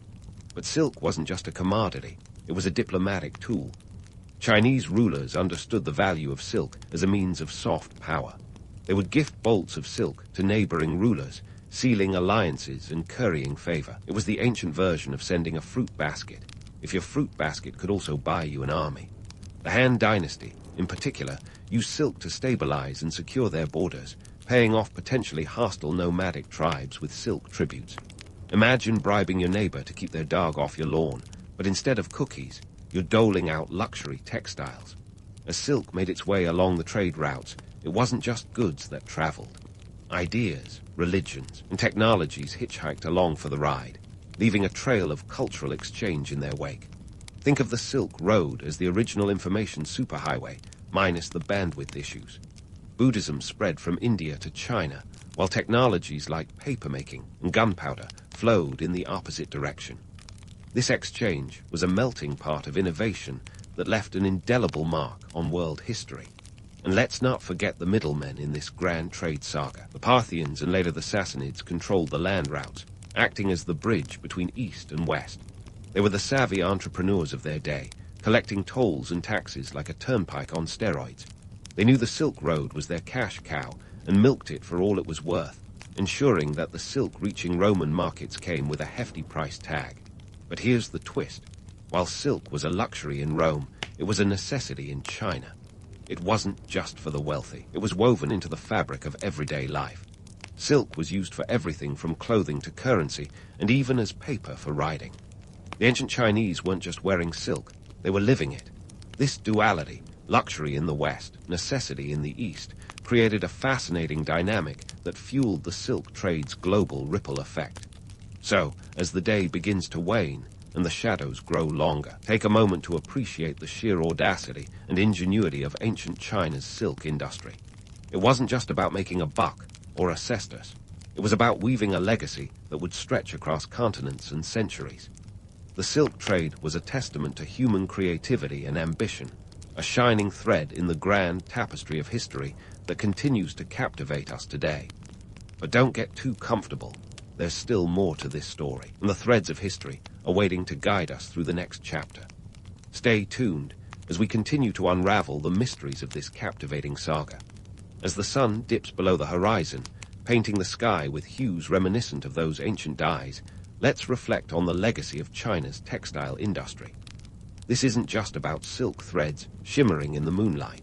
It's about the ripples that spread across time, weaving ancient practices into the fabric of modern innovation. You see, ancient China's textile prowess wasn't just a chapter in a dusty history book. It was the prelude to the epic saga of global industry and commerce. First, let's talk technology. The ancient Chinese weren't just weaving textiles, they were weaving the future. Those ingenious looms we marveled at, they laid the groundwork for the Industrial Revolution centuries later. The drawloom's complexity foreshadowed the jacquard loom of the 19th century, which revolutionized textile production with its punch card system, a precursor to computer programming. So, the next time you boot up your laptop, maybe tip your hat to those ancient weavers. They were the unsung heroes of what would become the digital age. But it's not just about gadgets and gizmos. Ancient China's textiles also set the stage for globalization. The Silk Road wasn't just a trade route. It was the original global network, long before the internet made the world a click away. The exchange of goods, ideas, and cultures along these routes foreshadowed today's interconnected economy. Think of it as the ancient world's version of LinkedIn, but with more camels and fewer awkward profile photos. The trade wasn't just about goods moving from point A to point B. It was about ideas evolving and societies transforming. Now, let's debunk some myths, because who doesn't love a good reality check? For starters, while the allure of silk often gets top billing, it wasn't the only player in the game. Linen, hemp, and cotton were also part of the textile narrative, each serving different economic and social functions. Silk was for the elite, sure, but linen clothed the masses. It was the ancient equivalent of having a wardrobe from both Gucci and Gap. While silk dazzled in the courts, linen and hemp toiled in the fields, reminding us that every fabric had its place, and every thread told a story. And let's not forget the myth of the glamorous life in the textile industry. It's easy to romanticize the weavers as artisans in a picturesque setting, but the reality was often grittier. The industry was a tough gig, with long hours and back-breaking work. Yet despite these hardships, there was an undeniable allure. Why? Because textiles were more than just commodities. They were symbols of identity, status, and cultural heritage. They were the Instagram of their day, broadcasting who you were without a word. Speaking of allure, let's ponder why ancient Chinese textiles still captivate our modern imagination. Sure, the shimmering silk is a big draw, but it's also about the mystique of a civilization that was centuries ahead of its time. The appeal lies in the blend of artistry and technology, the fusion of aesthetics with function. It's a reminder that innovation and beauty aren't mutually exclusive. They're often two sides of the same coin. Moreover, the stories and myths that surround these textiles add layers to their charm. Lady HSI Lingsh's tea time eureka moment might be more folklore than fact, yet it captures the human penchant for serendipity and discovery. It's the kind of tale that sticks in our cultural memory, because it speaks to our desire for magic and wonder in a world that often feels mundane. But beyond the myths and the glamour, the true legacy of ancient China's textiles lies in their enduring influence. The techniques and innovations that emerged from this era continue to inspire modern designers and entrepreneurs. Whether it's sustainable fashion or cutting-edge textile technology, the echoes of those ancient looms can still be heard in today's industry. So, as the stars begin to twinkle, casting a gentle glow over our journey through ancient China's textile world, we find ourselves at the end of a day rich with history and insight. We've peeled back the layers of myth to reveal the gritty reality beneath. We've traced the threads of innovation that stretch from ancient looms to modern technology. And we've seen how the allure of these textiles endures, not just because of their beauty, but because they represent the triumph of human creativity and determination. In the end, the story of ancient China's textile industry is a testament to the power of innovation and the resilience of the human spirit. It's a reminder that the threads of history are woven not just with silk, but with sweat, skill, and the unyielding pursuit of excellence. So, as you drift into sleep, let these stories of ancient weavers and their indomitable craft carry you into dreams where history's tapestries are still being woven, one silken strand at a time. In a bustling Venice of the 13th century, where the air was thick with the smell of the sea and a dash of political intrigue, Marco Polo was just another teenager trying to make sense of the world. The Venice of his youth was no quaint tourist trap, but a thumping metropolis, jam-packed with merchants whose greed was only matched by their audacity. It was here that Marco, born in 1254, found himself in a family with a penchant for travel that would make modern Instagram influencers blush. The Polo family, you see, were merchants with an addiction to the exotic, a condition that would eventually land Marco himself on the doorstep of the great Khan's palace. Now, Marco wasn't just whisked away on some magical carpet ride. His journey at the tender age of 17 was rooted in the economic realities of the time. The Silk Road was the 13th century equivalent of the Wall Street, full of riches if you were willing to risk a little, or a lot, depending on the day. Venice was the epicenter of this mercantile madness, a city-state that was more like a floating empire. It was here that the Polos crafted their legacy, wheeling and dealing in the finest silks and spices, which were the bitcoins of the day. But let's not romanticize too much. Life wasn't all gondola rides and masquerade balls. The Silk Road was as perilous as it was profitable. Disease was a constant travel companion, more clingy than a bad date. The Black Death would later prove that, sweeping through Europe and thinning the population like a particularly grim game of tag. Bandits were another occupational hazard, ready to relieve you of your goods and possibly your head. And then there were the Mongols, those enigmatic figures who could either be your greatest allies or your worst nightmare, depending on their mood and your bargaining skills. So how did a young Marco Polo end up on this dicey adventure? Was it youthful enthusiasm, or a case of family obligations pulling him along like a reluctant guest at a family reunion? The truth is, Marco's father, Niccolo, and uncle, Maffei, had already blazed a trail to the east before he could even spell Genghis Khan. Their initial journey in 1260 had them rubbing shoulders with Kublai Khan himself, a meeting that would set the stage for Marco's own epic travels. By the time Marco was old enough to be considered useful and not just a liability, the Polos were ready for their sequel journey. And what a sequel it was. The trip would take them across a staggering 15,000 miles over 24 years, a distance that would make even the most seasoned traveler balk. Marco, armed with a head full of stories and surely some trepidation, joined his father and uncle in 1271. Off they went on a journey that was part business venture, part cultural exchange, and part, please, don't let us die in the go-by desert. It's easy to paint Marco as a wide-eyed explorer, but we have to wonder how much of his willingness was genuine wanderlust versus a feeling that he didn't really have a choice. After all, when your dad and uncle are basically the Indiana Joneses of their time, it's hard to say no. Marco might not have had a LinkedIn profile, but he was certainly about to add world traveler to his resume. The Polo's journey was not without its moments of absurdity. Imagine trying to navigate the intricacies of Mongol etiquette, something that could easily lead to a faux pas more disastrous than forgetting to RSVP to a Venetian ball. The Mongols had a reputation for being both cultured and terrifying, a combination that kept the Polos on their toes. They had to learn quickly, adapting to new languages and customs faster than you can say cultural immersion. In the end, Marco Polo's early life and the start of his journey were a cocktail of chance, circumstance, and a dash of teenage bravado. Venice had set the stage, the Silk Road beckoned with its glittering promise, and the Polos, ever the opportunists, answered the call. Whether Marco was an eager participant or a young man swept up in the currents of his family's ambitions, one thing is for sure. He was about to embark on one of the most legendary journeys in history, a tale that would blur the lines between fact and fiction for generations to come. And so, with a mix of youthful bravado and perhaps a dash of familial peer pressure, Marco Polo found himself trekking eastward with his father, Niccolo, and uncle, Maffei, along the famed Silk Road. But before you picture our trio sashaying down a silk-lined path with a spring in their step, let's pump the brakes.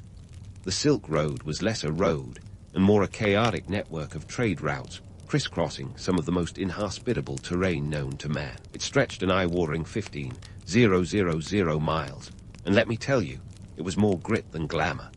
Consider the Go-By Desert, a vast expanse of nothingness where the sun was less a warming presence and more a relentless overlord. Travelers could expect scorching days and freezing nights, with the occasional sandstorm thrown in for good measure. Because why not? This wasn't the kind of place where you wanted to be caught with your goods down. Getting too attached to your silk stash could mean losing it all to a rogue gust of wind.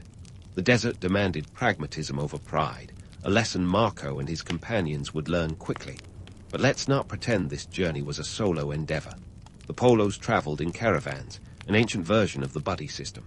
Caravans were essentially moving villages, complete with camels, horses, and a motley crew of merchants, traders, and occasionally a diplomat or two. Camels, the original off-road vehicles, were the backbone of these journeys. They could carry up to 600 pounds of goods, withstand extreme temperatures, and survive without water for days. Talk about the ultimate travel companion, albeit one with a nasty habit of spitting. Now, while the Silk Road might conjure images of silk flowing in the breeze, it was a veritable marketplace on the move. Silk was indeed a hot commodity, but it wasn't the only star on the trading stage. Spices, precious stones, ivory, and even paper were exchanged, each item a testament to the interconnectedness of these ancient economies.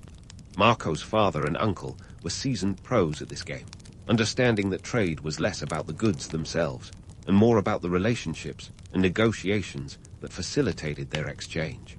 Speaking of relationships, entering the Mongol Empire was like stepping into a world governed by its own set of rules. The Mongols, led by the formidable Kublai Khan, weren't just fearsome warriors. They were also shrewd administrators who knew the value of trade. They provided protection for traders who could secure the right permits and pay the necessary tributes. It was a delicate dance of diplomacy and commerce, a high-stakes game of chess in which one wrong move could cost you dearly. And what of Marco himself? While his father and uncle were busy haggling and navigating the complex web of Mongol politics, young Marco was soaking it all in. He was a sponge for stories and details, no doubt absorbing lessons in diplomacy and survival that would serve him well in the years to come. Here was a young man learning to read the shifting sands of political allegiances and the subtle art of negotiation. These were skills that, unlike the silk and spices he traded, were not subject to the whims of the market. The reality of the Silk Road was that it was as much about endurance as it was about enterprise. The Polos would have faced everything from bandit raids to natural disasters, each day a new challenge in a seemingly endless series of trials. It was a far cry from the romanticized notion of a leisurely journey through exotic lands. No, this was a test of willpower, a journey that stripped away the non-essential and left only the core of what it meant to be a traveler in search of fortune and knowledge. As the Polos pressed on, they encountered cities that were bustling hubs of activity, places like Kashgar and Samarkand, where cultures collided and commerce thrived. These were melting pots long before the term became fashionable, where traders from all corners of the world met, bartered, and exchanged not just goods but ideas. Imagine the cacophony of languages, the vibrant tapestry of cultures, and the tantalizing blend of scents from spices and foods unfamiliar to a young Venetian. In these cities, Marco would have seen firsthand the power of trade as a force for cultural exchange. He would have tasted foods that defied description, heard music that enchanted and confused in equal measure, and met people whose customs were as alien to him as the concept of a 9-to-5 job. It was an education that no book could offer, a first-hand immersion in the diversity of the medieval world. But let's not lose sight of the fact that this was a journey with a clear objective. The Polos were traders, after all, and their ultimate goal was the court of Kublai Khan. The great Khan had already extended an invitation to Niccolo and Maffei on their previous journey, curious about the West and eager to foster connections that would benefit his empire. Marco was now part of this venture, a young man stepping into a world of intrigue and opportunity. As they approached the Mongol heartlands, the Polos faced their greatest challenge yet, the treacherous mountain ranges that stood between them and the Khan's court. These were no ordinary mountains, but formidable natural fortresses that tested the limits of human endurance. The Karakoram and the Pamir ranges were known for their deadly passes and unforgiving weather, places where a single misstep could spell disaster. Yet, through sheer determination and perhaps a touch of luck, the Polos persevered. They crossed these mountains, each step a testament to their resolve and resourcefulness. It was a journey that revealed the harsh truth behind the myth of the Silk Road, a crucible that forged traders into survivors and dreamers into legends. In this crucible, Marco Polo was forged into the man who would later recount these adventures, his tales blurring the line between reality and myth. But before he could write his legacy, there was still a long way to go, and many more miles to cover. The Silk Road, with all its perils and promises, was far from done with the Polos. As they descended from the mountains and set their sights on the Mongol court, one thing was clear. The journey eastward was a transformative experience, a rite of passage that would shape Marco's understanding of the world and his place within it. And while the tales of opulence and splendor would come later, for now, it was all about survival, adaptation, and the relentless pursuit of a dream that shimmered on the horizon like a mirage in the desert sun. The Polos emerged from the mountain, crucible with the grit of seasoned explorers and the swagger of those who had survived what nature could throw at them. They were now on the cusp of reaching the court of Kublai Khan, the Mongol ruler whose reputation was as vast as his empire. This wasn't just a stop on their itinerary. It was the grand prize, the ultimate destination that had drawn them across deserts and mountains. The Mongol court was where the magic was supposed to happen, or at least that's what the story suggested. When Marco and his family finally arrived at Kublai Khan's court in 1275, it was a scene straight out of a medieval fantasy, minus the dragons, of course. Picture this, an opulent palace sprawling across the landscape, a fusion of Mongolian yurts and Chinese architecture that defied easy categorization. The court was a melting pot of cultures, with officials and emissaries from all corners of the known world. Languages mixed like a medieval Tower of Babel, and the aroma of exotic foods wafted through the air, a sensory feast for the weary travelers. Now, let's get one thing straight. The Mongol court wasn't just a place of leisure and luxury. It was a hub of power and politics, where Kublai Khan orchestrated his empire like a maestro conducting a global symphony. The Khan himself was a larger-than-life figure, literally, since he reportedly weighed in at over 300 pounds. But don't let his size fool you. He was no mere figurehead. Kublai Khan was a shrewd ruler who balanced the art of war with the craft of diplomacy. As for Marco, he wasn't immediately thrust into the role of a trusted emissary or confidant. Despite the romanticized tales of him becoming the Khan's right-hand man, the reality was likely less glamorous. Imagine being a young Venetian in a court where even the slightest misstep in etiquette could land you in hot water. Marco was probably more of a glorified observer, soaking up the grandeur and chaos of the court like a sponge. But that didn't mean he was without value to the Khan. Kublai Khan, ever the pragmatist, recognized the potential in having a Western traveler within his ranks. Marco's first-hand knowledge of European customs and trade routes was a valuable asset in a world where information was as precious as gold. So, while the young Polo may not have been privy to the Mongol ruler's deepest secrets, he certainly wasn't relegated to the sidelines either. In his accounts, Marco describes being sent on various missions throughout the empire, acting as an emissary of sorts. Whether these accounts are entirely accurate or embellished for dramatic effect is a matter of debate among historians. But what is clear is that Marco was given the opportunity to travel extensively across Asia, visiting regions and cities that were as alien to him as the dark side of the moon. And while the idea of being a trusted envoy sounds impressive, let's not forget the cultural hurdles Marco faced. The Mongol court was a place where customs were as intricate as the silk tapestries adorning the walls. Marco's attempts at speaking Mongolian and navigating the labyrinthine etiquette probably resulted in more than a few awkward moments. Imagine him trying to impress the court with a few phrases he'd picked up, only to find out he just asked for a camel to be delivered to his room. If there was ever a medieval version of Lost in translation, this was it.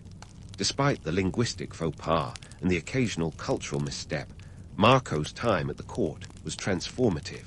He was exposed to a world vastly different from the Venetian one he had known, a world where the lines between legend and reality blurred more often than not. Witnessed technological marvels like paper money and coal, innovations that would have seemed like wizardry to a European accustomed to coinage and wood fires. The political dynamics of Kublai Khan's court were as complex as any modern government, with factions vying for power and influence. The Mongol Empire was a sprawling entity, stretching from the Korean peninsula to Eastern Europe, and managing such a vast domain required a delicate balance of force and diplomacy. Kublai Khan, for all his might, was a ruler who understood the value of both. He was open to new ideas and technologies, but was also quick to enforce his will when necessary. Marco's accounts, whether entirely factual or colored by the passage of time and the allure of storytelling, reveal a young man trying to make sense of this intricate world. He observed the Mongols' religious tolerance, noting how Buddhists, Muslims, and Christians coexisted under the Khan's rule, a testament to the empire's pragmatism. This was a lesson in governance that Marco would carry with him long after he left the court, a reminder that power was not just about conquest, but also about the art of inclusion. His descriptions of the Mongol postal system, a network of relay stations that allowed messages to traverse the empire at lightning speed, for the 13th century, anyway, highlighted the logistical genius that underpinned the Mongol administration. It was an empire that understood the importance of communication, a fact not lost on Marco as he marveled at the efficiency of this medieval internet. Yet, for all the grand tales and political insights, there was an undeniable sense of humor in Marco's accounts. He describes the Mongol penchant for storytelling and song, an aspect of court life that echoed his own Venetian heritage. It was in these moments of levity that Marco found common ground, a reminder that despite the cultural chasm, the human experience was a shared one. As Marco navigated the court of Kublai Khan, he was both an outsider and an insider, a Venetian merchant in the heart of the Mongol Empire. His time, there was a blend of awe and adaptation, a journey that would leave an indelible mark on his understanding of the world. And while his tales would eventually be recorded for posterity, debated for their authenticity and flair, one thing was certain. Marco Polo had become a part of history, a bridge between East and West in a world teetering on the brink of modernity. So here he was, a young man at the center of the world, living a life that seemed plucked from the pages of a novel. But this was no fiction. It was the reality of a Venetian traveler whose journey had taken him to the very heart of an empire. And as he stood in the court of Kublai Khan, Marco Polo was not just a witness to history. He was an active participant, a storyteller in the making whose legacy would continue to captivate and confound for centuries to come. The court was his stage, and for now, the world was his audience, eagerly awaiting the next chapter in his unfolding saga.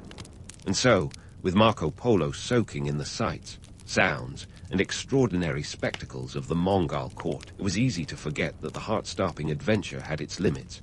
Eventually, the Polos had to face the music, or rather, the return journey. After spending about 17 years in the service of Kublai Khan, the family decided it was time to pack up their silk-lined bags and head back to Venice. The Khan, who by this point probably had a soft spot for Marco, reluctantly agreed to let them go, on the condition they escort a Mongol princess to Persia.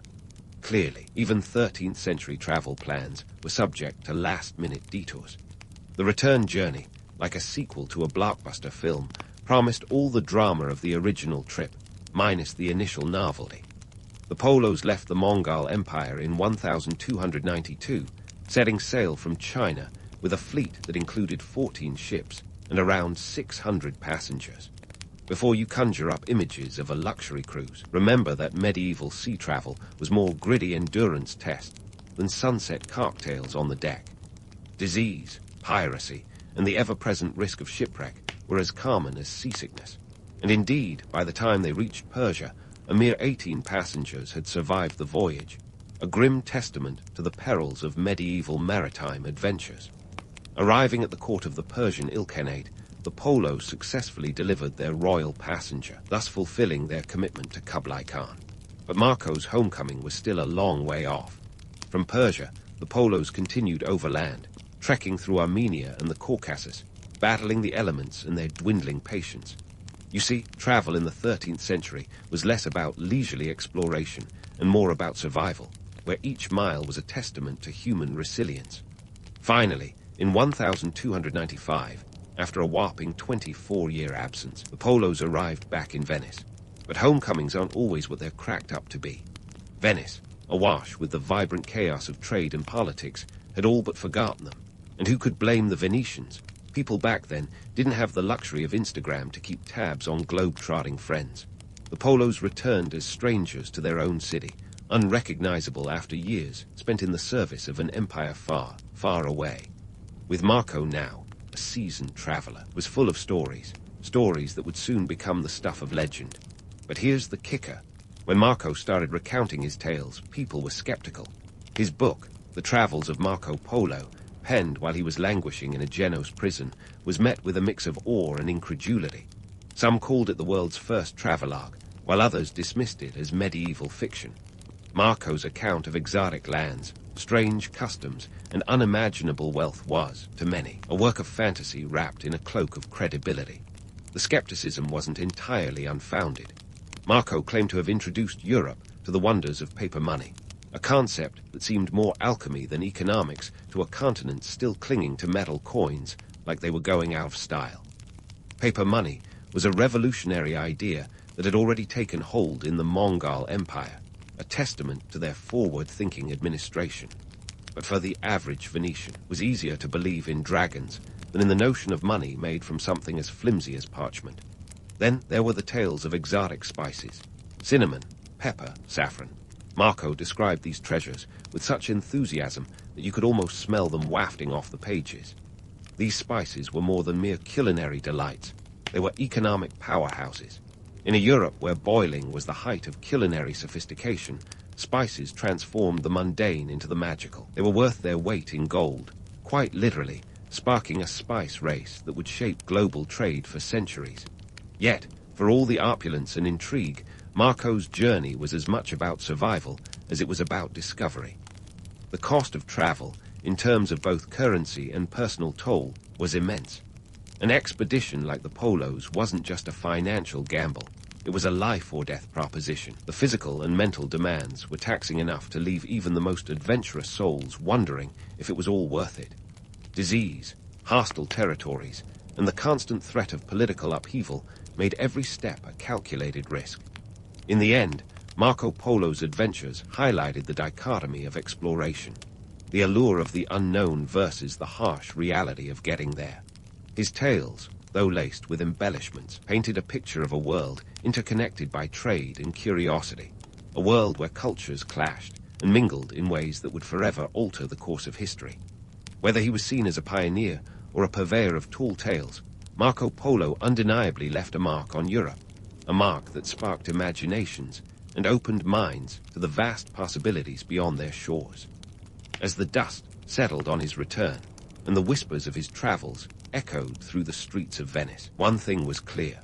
Marco Polo's journey was as much about the stories he brought back as it was about the places he had seen. His adventures served as a bridge, connecting disparate worlds in ways that were both tangible and fantastical. And while the skeptics may have doubted the veracity of his accounts, they couldn't deny the impact of his legacy, a legacy that would inspire generations of explorers to venture beyond the horizon in search of their own tales of wonder and survival. Whether Marco Polo was the ultimate travel writer or the original purveyor of fake news, his story remains a fascinating blend of myth and reality, a testament to the enduring power of human curiosity and the relentless pursuit of the unknown.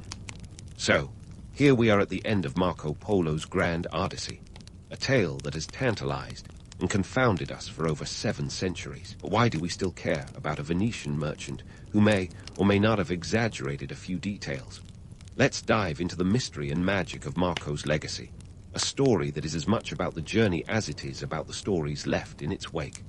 First, let's tackle the elephant in the room, the ongoing debate about the truthfulness of Marco Polo's accounts.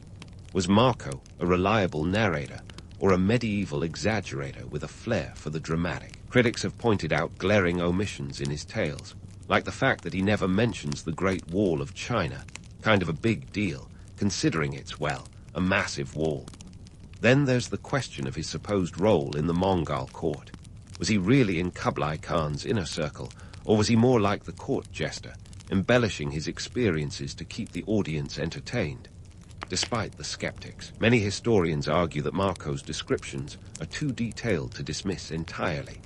His accounts of paper money, coal, and the postal system align with what we know about the Yuan dynasty's innovations. These aren't the kinds of details you'd expect from someone spinning yarns by the fireside. Moreover, Marco provided insights into the cultural and economic exchanges between East and West, painting a picture of a world more interconnected than we often imagine.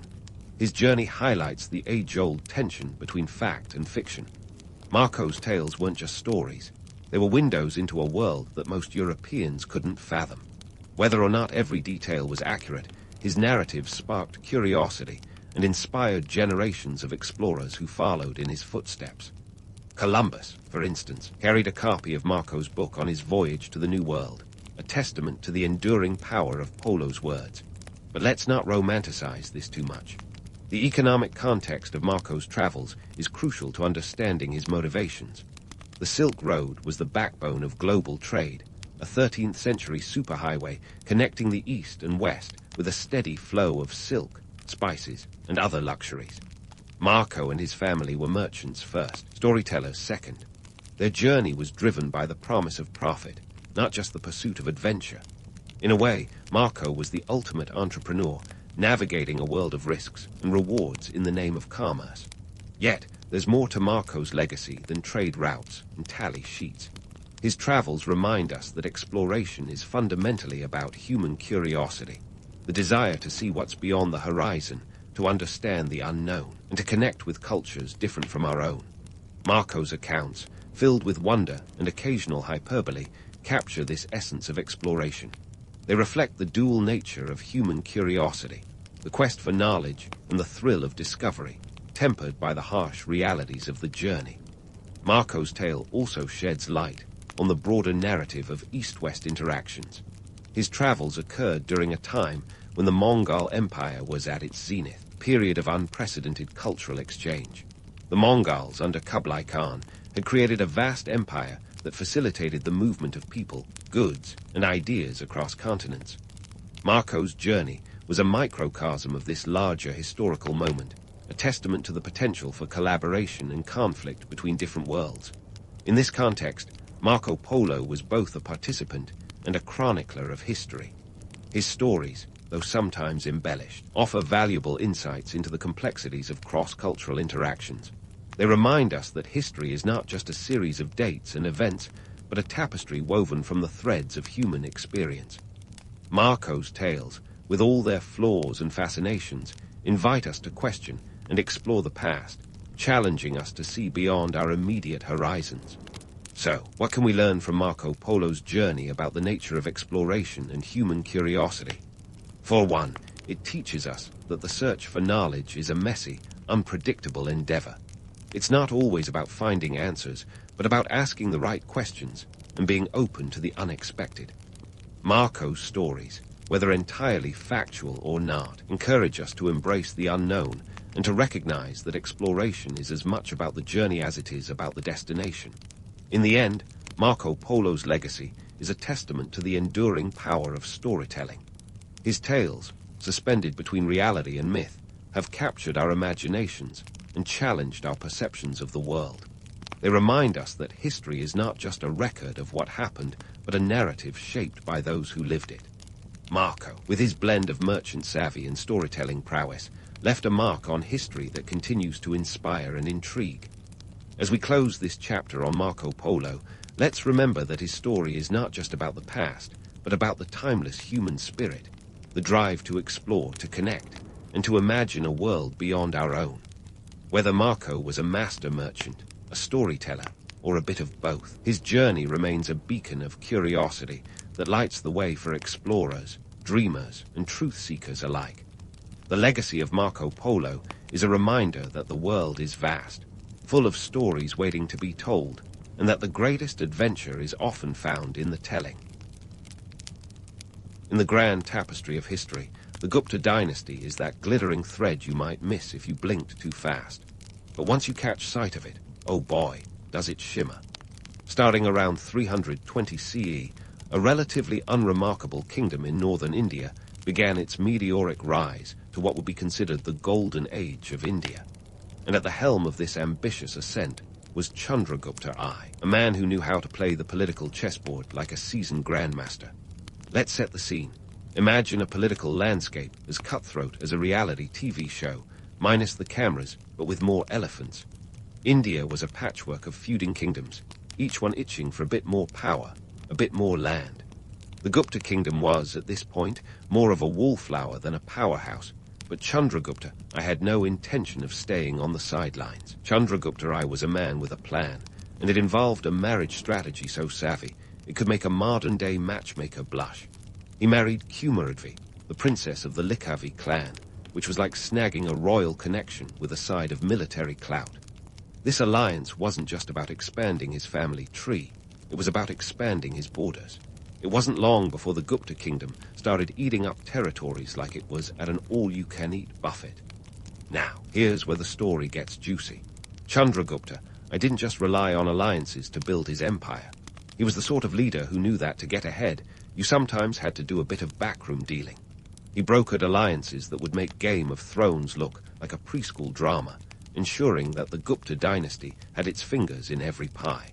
But let's not forget the economic backdrop to this grand power play. Northern India wasn't just a strategic location, it was a treasure trove. The region was blessed with fertile land, making agriculture a reliable source of wealth. The Ganges plain, a veritable breadbasket, was the envy of any kingdom looking to secure its future. Add to that the bustling trade routes that crisscrossed the subcontinent, and the Gupta kingdom was sitting on a gold mine, literally and figuratively. Now, let's have a bit of myth-busting fun. Guptas are often painted as these benevolent rulers who ushered in a golden age of peace and prosperity. While that's partially true, it's not the whole picture. The reality was a bit grittier. Chandragupta, I and his successors were strategic, sometimes ruthless in their quest for dominance.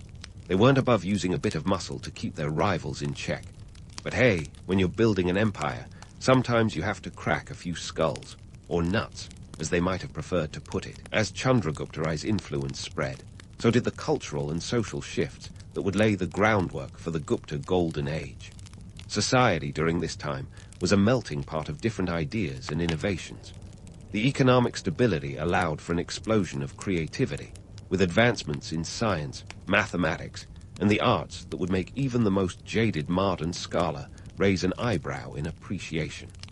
In summary, the rise of the Gupta dynasty wasn't just about clever marriages or military might.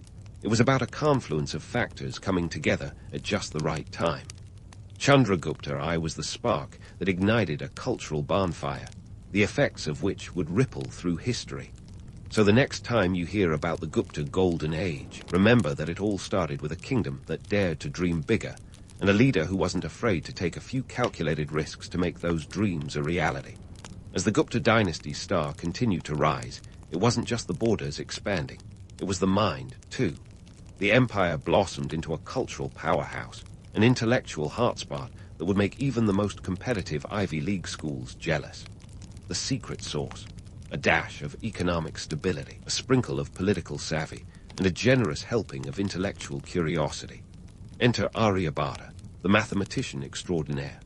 Born in 476 CE, Aryabhata was the kind of guy who could make numbers dance. Forget apples falling on heads. He was the reason your high school algebra teacher had a twinkle in their eye. Aryabhata's magnum opus, the A macron RYBH, a letter 1E6D I macron Y, was a mathematical text that made waves across the academic world. It wasn't just revolutionary, it was downright radical. Picture this. While much of the world was still grappling with Roman numerals, Aryabhata was out here calculating pi to 4 decimal places. That's 1,416, in case you need a refresher. But it wasn't just pi that got Aryabhata out of bed in the morning. He also tackled the concept of zero.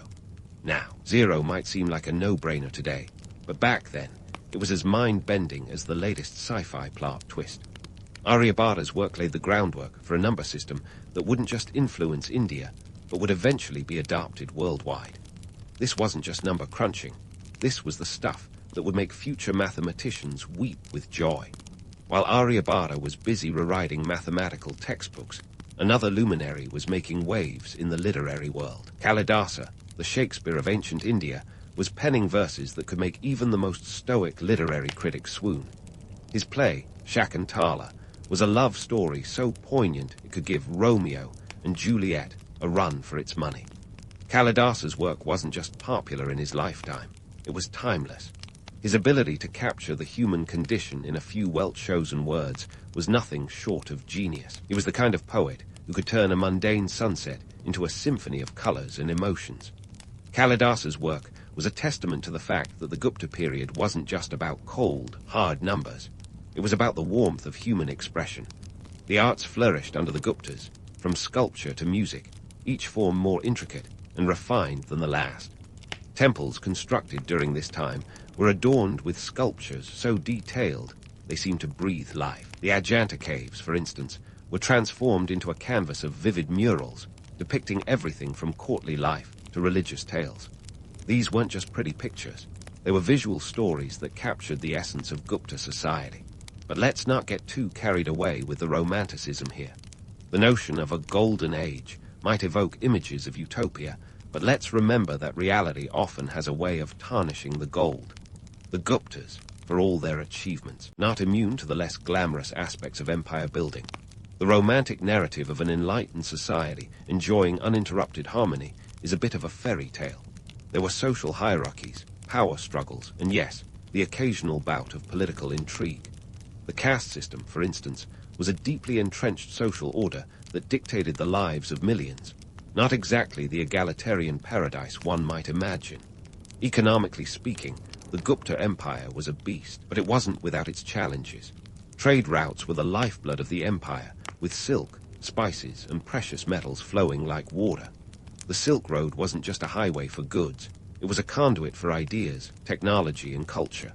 This trade network connected the Gupta Empire to distant lands, from the Roman Empire in the west to the Han Dynasty in the east. Yet, maintaining these routes required a delicate balance of diplomacy and military might. Bandits, rival kingdoms, and natural disasters were just a few of the headaches that Gupta rulers had to contend with. So, while the Gupta Empire was indeed a beacon of cultural and intellectual achievement, it was also a complex tapestry of contradictions. The legends of Aryabhata and Kalidasa are rightly celebrated, but they existed within a society that was as gritty as it was glorious. The Gupta dynasty was a masterclass in juxtaposition, where the heights of human thought and creativity were matched by the realities of political and social maneuvering. It was a time of great minds and even greater ambitions, where the pursuit of knowledge and power went hand in hand. As we continue to explore the Gupta Empire, let's keep in mind that history isn't just a series of isolated events. It's a living, breathing narrative, one that reflects the triumphs and tribulations of those who came before us. Gupta Golden Age wasn't a static period of bliss. It was a dynamic era of innovation and introspection. And while the sun may have set on the Gupta dynasty, its legacy continues to illuminate the path of human progress. Stay tuned, because there's plenty more to uncover in this saga of ancient brilliance. Fast forward to the architectural wonders of the Gupta dynasty, where we journey from the realm of intellectual giants to that of stone and metal monuments. The Gupta era, a time when buildings were as much statements of power and prestige as they were, well, buildings. At the heart of these feats stands the Iron Pillar of Delhi, an engineering marvel that's withstood the test of time better than your grandma's cast iron skillet. Now, if you're imagining a towering, rust-free monolith erected in the 4th century CE, congratulations, you're spot on. The Iron Pillar, standing at about 2 meters tall and weighing over 6 tons, is an impressive testament to the metallurgical prowess of the Gupta artisans. But what's truly astonishing?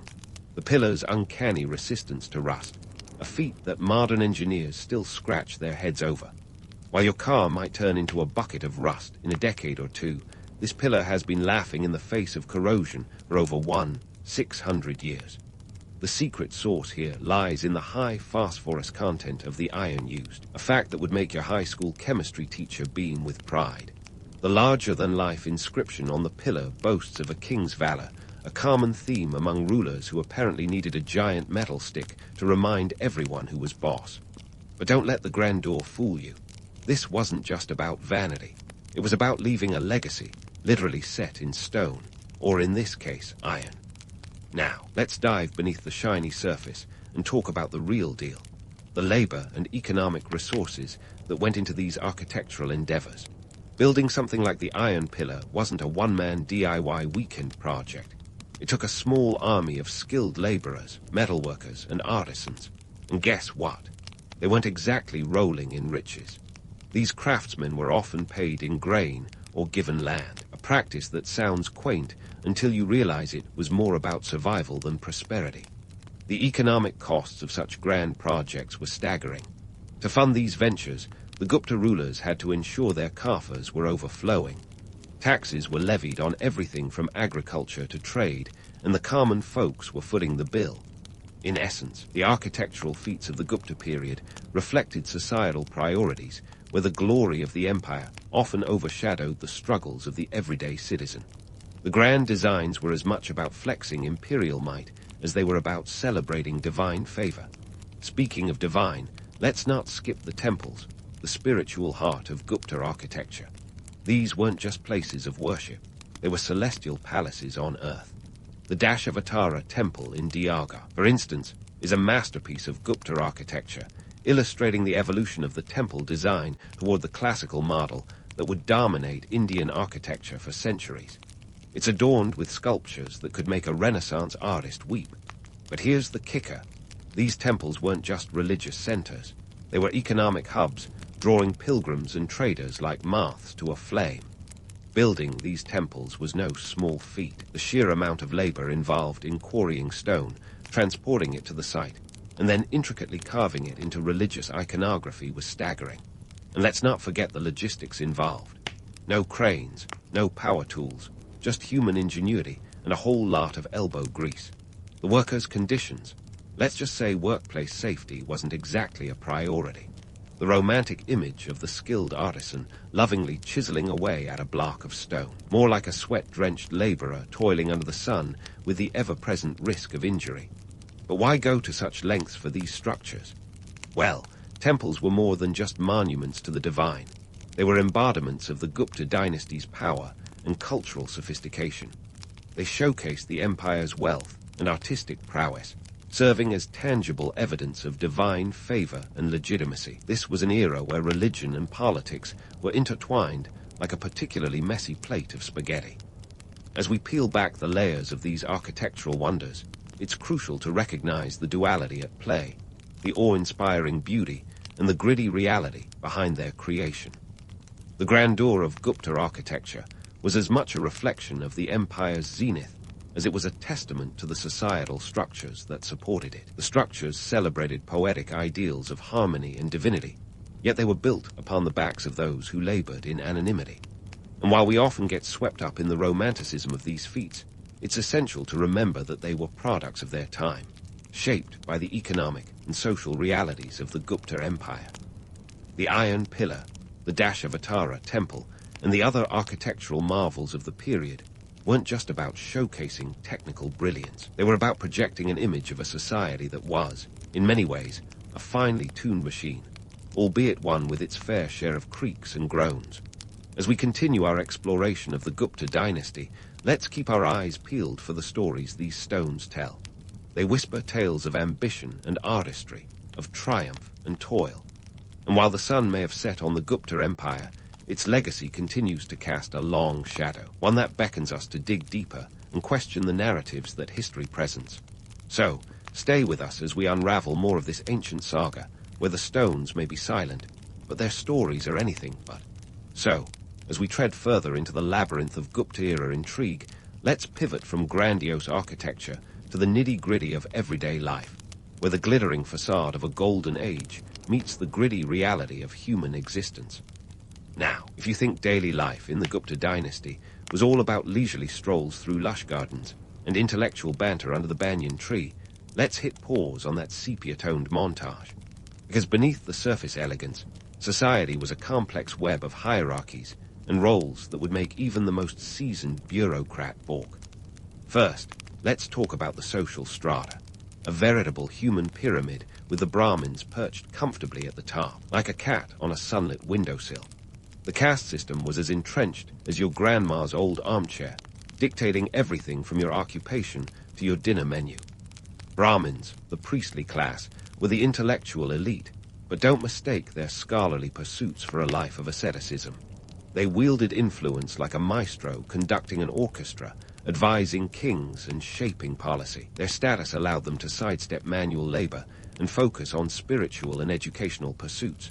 It's good to be king, or in this case, a Brahmin. Slide down the social ladder, and you'll find the Kshatriyas, the warrior and ruling class, whose job was to protect and govern. Think of them as the medieval equivalent of a modern security detail crossed with politicians, minus the spin doctors. These guys were all about the land, the sword, and the glory, often taking center stage in the epics and lore that peppered Gupta culture. They were the ones keeping the peace, or not, depending on who you ask. Next, the Vaishyas, the merchant class, aka the original entrepreneurs. They were the lifeblood of the economy, ensuring that goods flowed as smoothly as a well-oiled machine. From trading spices to managing vast agricultural estates, they were the bustling bees of this economic hive. While not as revered as the priestly or warrior classes, they were vital cogs in the Gupta economic engine. Without their tireless labor and shrewd business acumen, the empire's prosperity would have been little more than a pipe dream. And then we have the Shudras, the working class, laboring away in fields, workshops, and households, the unsung heroes of the Gupta narrative. These folks worked the land, crafted goods, and provided the services that kept everyday life humming along. Their contributions were as essential as they were overlooked, often serving as the backbone of the economy and society. Yet, the rigid caste system meant they had little opportunity to rise through the ranks. For them, mobility was a word reserved for the upper classes. At the very bottom, outside the traditional caste system, were the so-called untouchables or Dalits. Their jobs were deemed impure. Think street cleaning, waste disposal, and other tasks that had them living on the fringes of society. In a society that celebrated intellectual and cultural achievements, these individuals were marginalized, their lives marked by prejudice and exclusion. Now, let's toss gender into this already rich social stew. Spoiler alert, it's not exactly a tale of empowerment. Women in the Gupta era had a mixed bag of experiences. In some respects, they were afforded certain freedoms, like education and participation in religious rituals, especially if they were born into the upper echelons of society. But before you start imagining a progressive paradise, let's be clear. The patriarchy was alive and well, and it wasn't going anywhere fast. For instance, marriage was less about romantic love and more about alliances and social duty. Women were often married young, and their primary role was to manage the household and produce heirs, a role ascribed with the kind of gravity you'd expect from a corporate merger. Widows faced stringent social restrictions, often forced into a life of austerity and isolation unless they chose or were forced into the practice of sati, a grim ritual where a widow immolated herself on her husband's pyre. Definitely not a hallmark of personal freedom. But hey, Gupta society wasn't all doom and gloom. If you had the right lineage and gender, life could be pretty sweet. Imagine being a member of the royal court, where intellectual discourse flowed as freely as the wine. The court was a melting pot of philosophers, scholars, poets, and musicians. It was a place where ideas were traded more eagerly than a kid's lunchbox snack. The Gupta rulers were patrons of the arts, and cultural life thrived under their reign. Temples and universities were centers of learning, drawing scholars from far and wide. The famed Nalanda University was a beacon of knowledge, offering courses in everything from logic to linguistics. The paradox of the Gupta era is that while it was a time of extraordinary cultural and intellectual achievements, it was also a period of rigid social structures that limited the potential of many. The guards at the gates of opportunity weren't just metaphorical. They were real people enforcing societal norms. The celebrated achievements of the era were often the domain of the privileged, leaving many to toil in obscurity. Despite the societal constraints, the Gupta period was one of vibrant cultural expression. Literature, art, and science flourished, and the creative spirit was not entirely stifled by the rigid societal framework.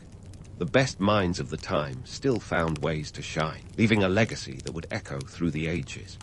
The irony of this golden age is that while it boasted monumental achievements, it did so on the shoulders of strict societal norms that dictated one's place in the world from birth.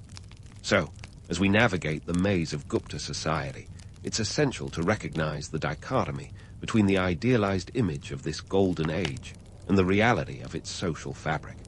The Gupta era, much like life itself, was a study in contrasts, a time when the pursuit of knowledge and art coexisted with social hierarchies that defined and confined human potential. As we continue our exploration, let's keep questioning the narratives and probing the truths that history offers, peeling back the layers to uncover the stories that lie beneath the surface. Stay with us as we delve deeper into this ancient saga, where history isn't just a series of events, but a living, breathing tapestry of human experience.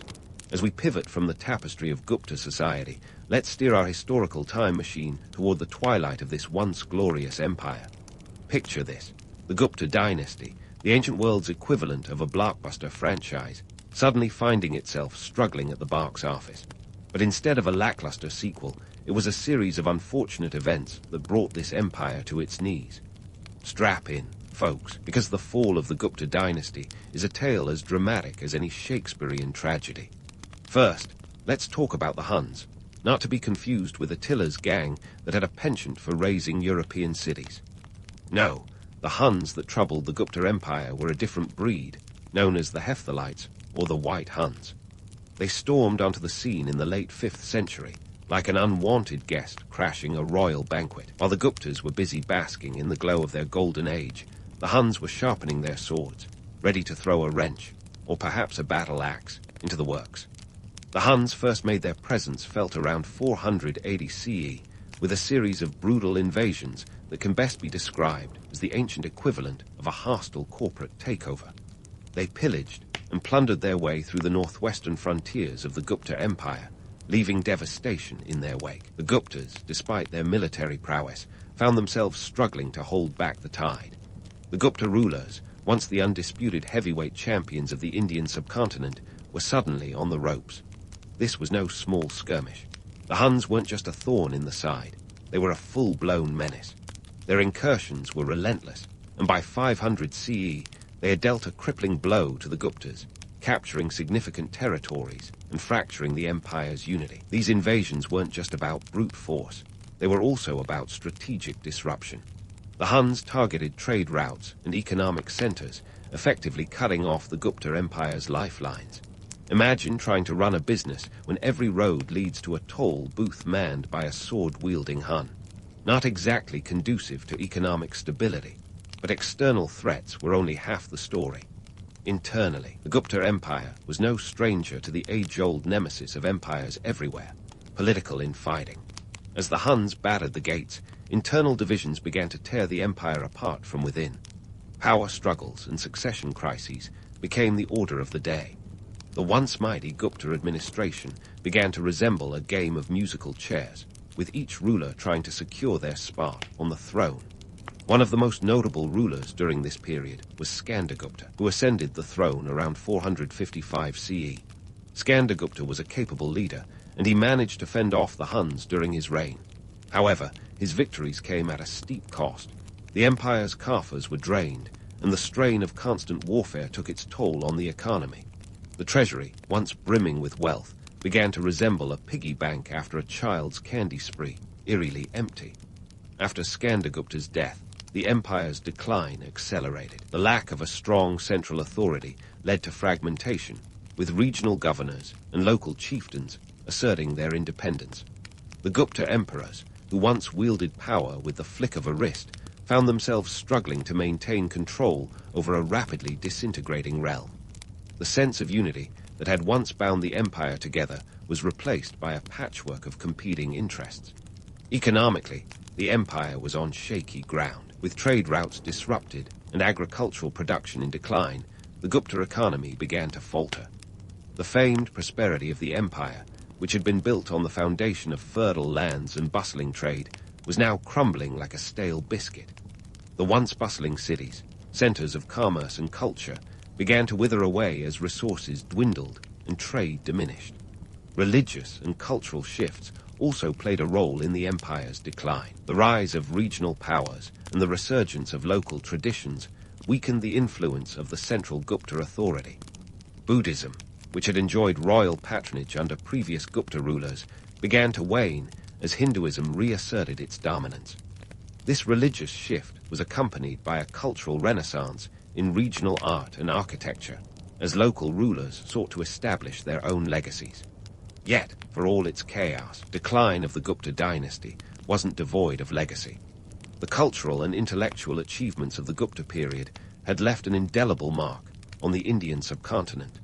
The advancements in mathematics, astronomy, literature, and art continued to influence generations long after the empire's political power had faded.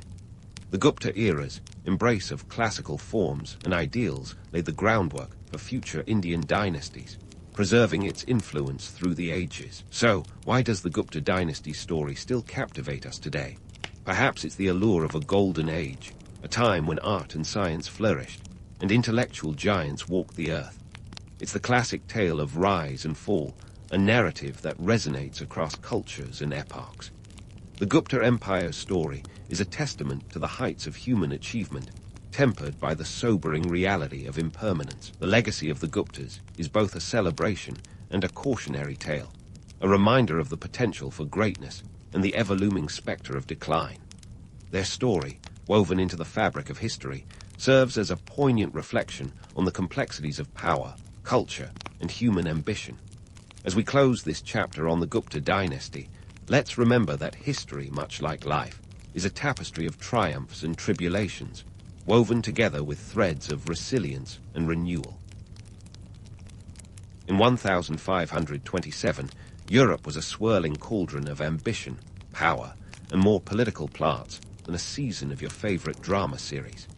Enter Philip Roman II of Spain, who made his debut on May 21 in the ancient city of Valladolid. This was a time when being born into royalty wasn't all luxurious palaces and sumptuous feasts. It was more like inheriting a ticking time bomb of expectations with a side of relentless public scrutiny, and Philip was right at the center of it from day one. His father, Charles V, was the Holy Roman Emperor and King of Spain, a guy who collected titles like some people collect stamps.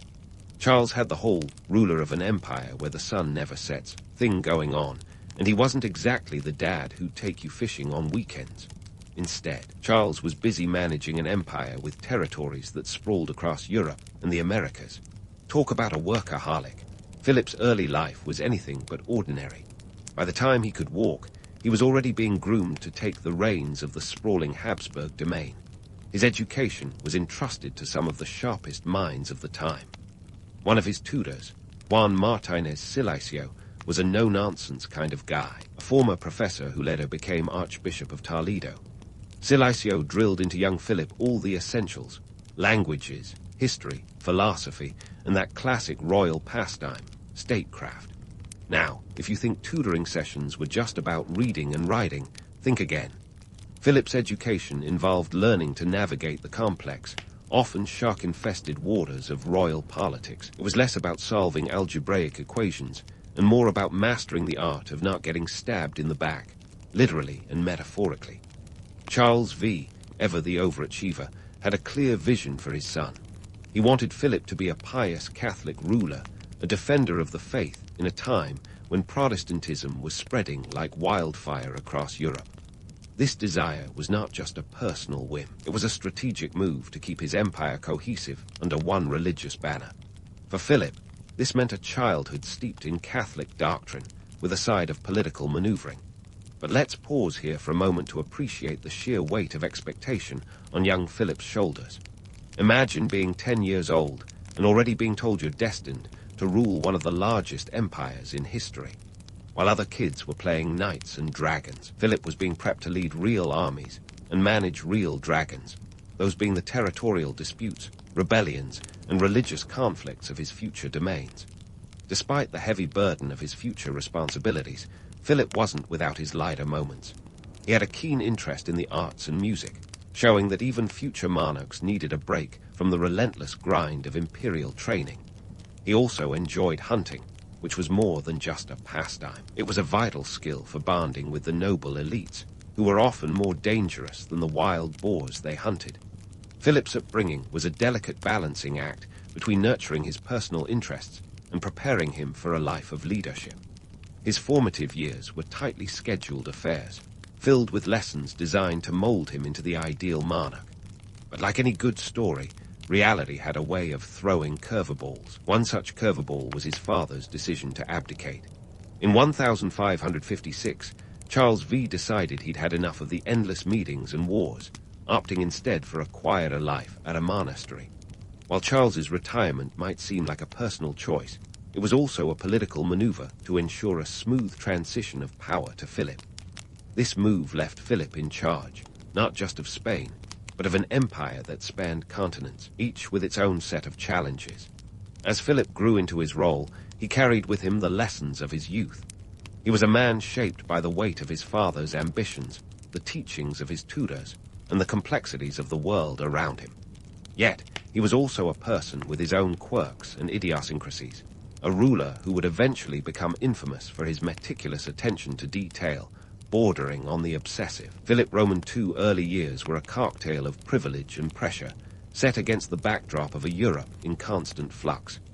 As he stepped into the shoes of leadership, he wasn't merely following in his father's footsteps. He was forging his own path, one decision at a time.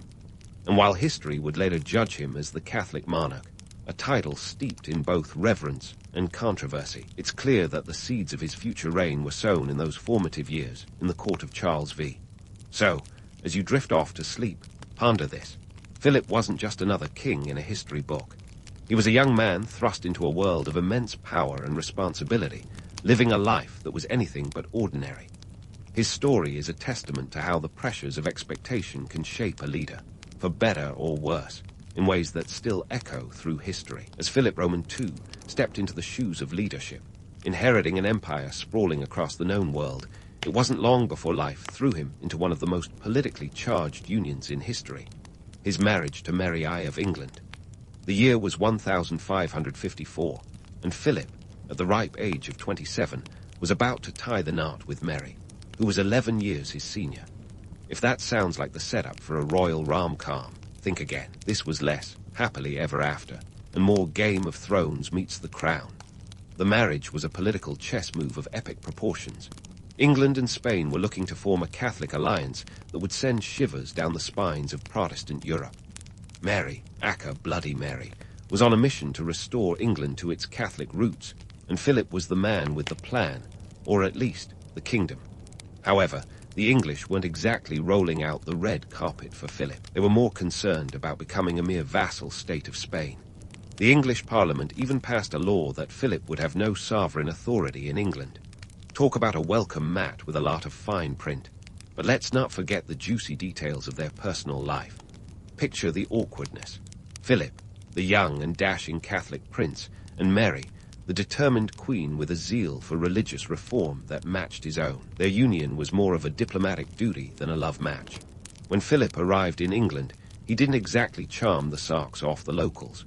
He was described as very little and thin, with a pale complexion that probably wouldn't have landed him on the cover of any 16th century magazines. But hey, this wasn't about looks. It was about power. Philip had his sights set on keeping the Habsburg family at the top of the European food chain. He played the role of supportive husband with as much enthusiasm as a teenager forced to clean their room. Meanwhile, Mary was fighting her own battles, dealing with phantom pregnancies and public dissent. The English were not thrilled with her Spanish prince, fearing he would drag them into endless wars on the continent. Spoiler alert, they weren't entirely wrong. On the economic front, Philip was already juggling the Herculean task of managing Spain's finances. Picture this, a kingdom whose wealth was as vast as its debts. Spain's economy was a roller coaster, fueled by the treasure fleets hauling silver and gold from the New World. These fleets were the lifeblood of the Spanish Empire, filling the royal coffers just as quickly as wars and debts emptied them. In 1557, just a year into his reign as King of Spain, Philip declared a state bankruptcy, a fancy way of saying, sorry, we're out of cash. Now, let's debunk a myth or two. The idea that these treasure fleets made Spain the richest nation in Europe is a bit of a fairy tale. Sure, the ships were loaded with silver, but managing that wealth was like trying to hold water in a sieve. Inflation soared, and the influx of silver did little to stimulate a sustainable economy. Instead, it led to a dependency that made Spain's financial health as stable as a house of cards in a windstorm. Philip's economic challenges were compounded by his complex web of alliances. This was the Habsburg era's version of social networking. Every treaty was a post, every marriage a friend request. But with great alliances came even greater responsibilities. Philip had to balance the interests of Spain with those of the Holy Roman Empire and the other territories under Habsburg control. It was like juggling flaming swords while riding a unicycle on a tightrope. In England, Philip's role was more ceremonial than sovereign. While he may have been king consort, his influence was limited. The English Parliament was like that overprotective parent who just wouldn't let him borrow the car keys. Philip's attempts to steer English policy often hit a wall of resistance, particularly when it came to dragging England into his continental wars. The English were wary of being pulled into conflicts that had nothing to do with their island. Imagine that. Despite the political and economic tightrope, Philip managed to maintain his focus on a singular vision: the defense and spread of Catholicism. This was not just a personal mission, but a strategic one, as Protestantism was gaining momentum, threatening to unravel the fabric of his empire. Philip's commitment to the Catholic cause was unwavering, even if it meant alienating allies and exhausting the royal treasury. As Philip navigated these choppy waters, his meticulous nature became evident. He was a hands-on ruler, the kind who would micromanage a micromanager. Philip's attention to detail was legendary, bordering on the obsessive. He was known to read and annotate every document that crossed his desk, which might explain why he never seemed to have enough time or money. Yet, amidst the political intrigue and financial strain, Philip Roman II's story is one of resilience and adaptability. He was a ruler who understood the power of image and influence, even if his personal charm was somewhat lacking. His reign was marked by the constant push and pull between ambition and reality, a dance that required both finesse and fortitude. So, as we leave Philip standing at the altar of history, it's clear that his rise to power was anything but straightforward. It was a path paved with diplomatic marriages, economic gambits, and a dedication to the Catholic faith that defined not just his reign, but his legacy. And while his story is far from over, one thing is certain. Philip Roman II was a monarch who played the long game in a world where the stakes were nothing short of an empire. Stay tuned, because the plot is just starting to thicken. As we delve deeper into Philip Roman II reign, let's set the stage at the height of his power. Picture the year 1580, when Philip wasn't just a king, but an all-you-can-eat buffet of titles. He was now the ruler of Portugal, adding yet another jewel to his already crowded crown. The Iberian Union, as it was known, wasn't just a fancy term. It was a strategic coup d'etat that expanded his influence across the globe, from the spice-rich coasts of India to the bustling markets of Brazil. Philip was like the ultimate monopoly player, grabbing up territories faster than you could say, pass, go. But for all his political acumen, Philip had a hobby that was less about expanding borders and more about expanding blueprints, architecture. Enter the Escorial, Philip's magnum opus and his version of a Pinterest dream board. Built between 1563 and 1584, this massive grey granite complex was part palace, part monastery, and part mausoleum. Located about 45 kilometers northwest of Madrid, it's as if Philip decided that if he couldn't bring heaven to earth, he'd at least construct a building that looked like it belonged there. The Escorial wasn't just an architectural marvel. It was a stone-cold testament to Philip's meticulous nature. The man was so hands-on that he'd probably have insisted on personally inspecting every brick if he could. He was known to scrutinize the smallest details, down to the angles of the windows. This wasn't just a building. It was a manifestation of his piety, a tribute to his father, Charles V, and a statement that Spain was the ultimate Catholic power. The grandiose structure housed a basilica, a library, a school, and a royal crypt. It's like Philip rolled a cathedral, a college, and a tomb into one grand package. Philip's dedication to the Escorial mirrors his approach to governance, exhaustive, exacting, and perhaps a touch overzealous. His tendency to micromanage was legendary. He'd read every document and annotate with the enthusiasm of a high school student cramming for finals. Imagine trying to get any decision past him. It was like trying to sneak a fastball past Babe Ruth. Yet this level of involvement was a double-edged sword. While it ensured that nothing slipped through the cracks, it also meant the Spanish bureaucracy moved with the speed of a snail on a leisurely stroll. Now, no discussion of Philip would be complete without diving into the Spanish Inquisition. To say Philip was a devout Catholic is like saying the ocean is a bit wet. His faith wasn't just personal, it was political. The Inquisition became the tool through which he sought to purify his empire. It was as if Philip decided to play the role of Europe's moral compass, albeit one that occasionally pointed a bit too far towards intolerance. The Inquisition was both feared and infamous, a judicial institution that didn't just uphold Catholic orthodoxy, it enforced it with a fervor that could make even the most zealous zealots blush. But let's debunk the myth that the Inquisition was solely a Spanish endeavor. Its roots were pan-European, springing from a time when heresy was the ultimate crime against the state. However, under Philip, it reached new, chilling heights.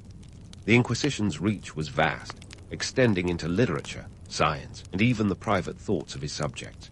If you think cancel culture is intense today, imagine living in a time when a stray thought could get you a not-so-friendly visit from the Inquisition. Philip's reign wasn't all about architectural wonders and religious fervor. It had its fair share of colossal blunders, none more infamous than the Spanish Armada. Picture 1588. Spain was the heavyweight champion of the seas, or at least that's what they wanted everyone to believe. The Armada was Philip's big move to dethrone Elizabeth I of England, a Protestant ruler who was more thorny than a hedgehog in Philip's Catholic side. With 130 ships, 8,000 sailors, and 18,000 soldiers, it was less an armada and more a floating city. But here's where reality gives the narrative a swift kick. The Armada was beset by logistical nightmares, poor planning, and that age-old nemesis of seafaring adventures, the weather. Bad luck doesn't quite cover it. The English, led by the wily Sir Francis Drake, used faster, more maneuverable ships to outfox the cumbersome Spanish fleet. And when storms battered the Armada off the coast of Scotland and Ireland, it felt as if Neptune himself was rooting for the Protestant side. Of the original fleet, only about half the ships limped back to Spain, a maritime disaster that left Philip's naval ambitions in tatters. Yet, in the grand tradition of rulers throughout history, Philip was unfazed, at least outwardly. The Armada's defeat was less about military might and more about hubris meeting its match. It was a sobering reminder that even the most powerful monarchs can't control the elements, no matter how tightly they grip the reins of power. Philip's reign was a series of high-stakes gambles, some paying off in spades, others crashing spectacularly. His micromanagement style meant that he was often too involved in the minutiae to see the bigger picture. But if there's one thing history teaches us, it's that being king is less about making the right decisions and more about surviving the consequences of the wrong ones. As we stand on the cusp of the next chapter in Philip's story, remember this. He was a man of contradictions, ruler whose legacy was as towering as the Escorial and as turbulent as the seas that swallowed his armada. He was a king who dreamed big, worked hard, and for better or worse, left an indelible mark on history. Stay tuned, because the saga of Philip Roman II continues, and the stakes are about to get even higher. And so, as Philip Roman II navigated the turbulent waters of history, the late years of his reign were anything but a leisurely sail into the sunset. By the time the 1590s rolled around, Philip was less the image of a robust monarch, and more a portrait of a weary, battle-scarred leader. Picture a man who had spent decades juggling more conflicts than a soap opera writer, and you're starting to get the idea. One of the most persistent thorns in Philip's regal side was the 80 Years' War, a conflict that seemed determined to outlast even the most patient historian's attention span. This was the Dutch revolt against Spanish rule, a saga that had begun way back in 1568, when the Netherlands, tired of being the Habsburgs' cash cow, decided they'd had enough of Spanish taxes and religious persecution. Imagine a group of plucky provinces saying, "We're tired of your rules, Dad." And you've got the gist. For Philip, this was more than just a rebellious teenage phase. It was a direct challenge to his authority and his vision of a Catholic Europe. As the war dragged on, it became a black hole for Spanish resources. The costs were astronomical, with Spain pouring millions of ducats into a military campaign that seemed to have no end in sight. By 1598, the financial strain was such that Spain declared bankruptcy yet again. making it clear that even the might of the Spanish Empire had limits. But let's not sugarcoat it. This wasn't just about money. The 80 Years' War was a brutal, grinding conflict that saw atrocities committed on both sides. It was less a gentleman's war of chivalry and more a grim reminder of the darker side of human nature. And while the Dutch were fighting for independence, Philip was fighting for a principle, the unyielding belief that he was ordained to rule by divine right. This wasn't just a war, it was a crusade. Meanwhile, back in Spain, Philip's health was taking a nosedive faster than you could say, royal physician. The king was plagued by a host of ailments, from gout that had him harbling around the Escorial like a beleaguered tortoise, to a jaw infection that turned eating into a painful ordeal. Imagine running an empire while feeling like you've been hit by every ailment in the medieval medical book. Not exactly the picture of regal vigor. Despite his physical decline, Philip remained as hands-on as ever, still the micromanager-in-chief of his empire. His work ethic was legendary, a relentless drive that saw him poring over documents and dispatches even when his body was begging for a break. It was as if stepping back from the throne for even a moment was unthinkable, a testament to his iron will, or perhaps his inability to delegate. But what about the man behind the crown? Was Philip truly the unyielding Catholic monarch that history often paints him to be? In reality, he was a man of contradictions, a ruler who could be both deeply pious and ruthlessly pragmatic. His reputation as a staunch, unyielding ruler is only part of the story. Behind the stern facade was a leader who understood the art of compromise when necessary. Sure, he was committed to his Catholic mission, but he was also savvy enough to know when to cut his losses. Take, for example, his relationship with the papacy. While Philip was the Vatican's staunch ally in public, he wasn't above playing hardball when the interests of Spain were at stake. He once famously said, "I am more Catholic than the Pope," a statement that encapsulated his complex relationship with the Church. Philip wasn't just a pawn of the papacy. He was a king who played by his own rules, even if it meant tangling with the Pope on occasion. As we dive into the personal anecdotes of Philip's later years, we see a man who, despite the weight of empire, had moments of surprising empathy. There's the story of how, during a particularly brutal winter, Philip ordered wood distributed to Madrid's poor, a rare glimpse of royal charity in an age not known for its social welfare programs. These snippets of humanity remind us that even kings have their moments of grace. Yet, as Philip grappled with the challenges of his reign, the toll on his personal life was undeniable. The king who once presided over grand courtly events was now a shadow of his former self, a ruler who had seen more than his fair share of triumphs and tragedies. His personal losses were many, with 3 of his 4 wives and several of his children dying during his lifetime. Each death was a personal blow, a reminder that even the most powerful man in the world could not escape the cruel hand of fate. In the end, Philip Roman II's reign was a testament to the complexities of power, a narrative filled with both grandeur and grit. He was a king who pursued his vision with relentless fervor, even as the world around him shifted in ways he could not always control. His image as the Catholic monarch is both a myth and a reality, a duality that underscores the enduring fascination with his story. As we leave Philip for now, poised on the brink of the final chapter of his reign, it's clear that his legacy is as vast and complex as the empire he once ruled. The tale of Philip Roman II is far from over, and the echoes of his decisions continue to reverberate through history. Stay tuned, because the conclusion of his story promises to be as compelling as the journey that brought him to this point. As we stand at the precipice of Philip Roman II's final days, the picture is less of a mighty monarch and more of a man worn down by the relentless march of time and duty. In 1598, after more than 4 decades on the throne, Philip Roman II was a king in decline.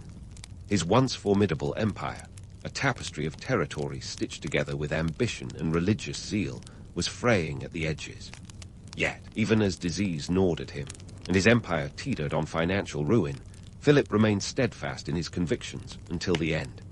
Philip's death on September 13, 1598, marked the conclusion of an era defined by his iron-fisted dedication to Catholicism and his unyielding belief in his divine right to rule. His final days were spent in the Escorial, his sprawling testament to faith and power, surrounded not by the trappings of luxury, but by the somber echoes of his life's relentless pursuits. Gout had twisted his body, and a debilitating fever had reduced the once formidable king to a shadow of himself. Yet, even as he lay on his deathbed, Philip was a man without regrets, a ruler convinced of the righteousness of his cause and the necessity of his actions. In the wake of his passing, Philip left behind a legacy as complex as the empire he had governed. On one hand, he was remembered as the stalwart defender of the Catholic faith, a monarch whose reign was a bulwark against the tide of Protestantism sweeping through Europe. His establishment of the Spanish Inquisition as a tool of religious and political control was both feared and loathed, a testament to his unwavering commitment to religious unity. Yet, for all his efforts, the Protestant Reformation continued to spread, a testament to the resilience of religious dissent and the limits of even the most fervent ruler's reach. Economically, Philip's reign was a cautionary tale of mismanaged wealth and the perils of overextension. Spain, flush with silver from the New World, was paradoxically teetering on the brink of financial collapse.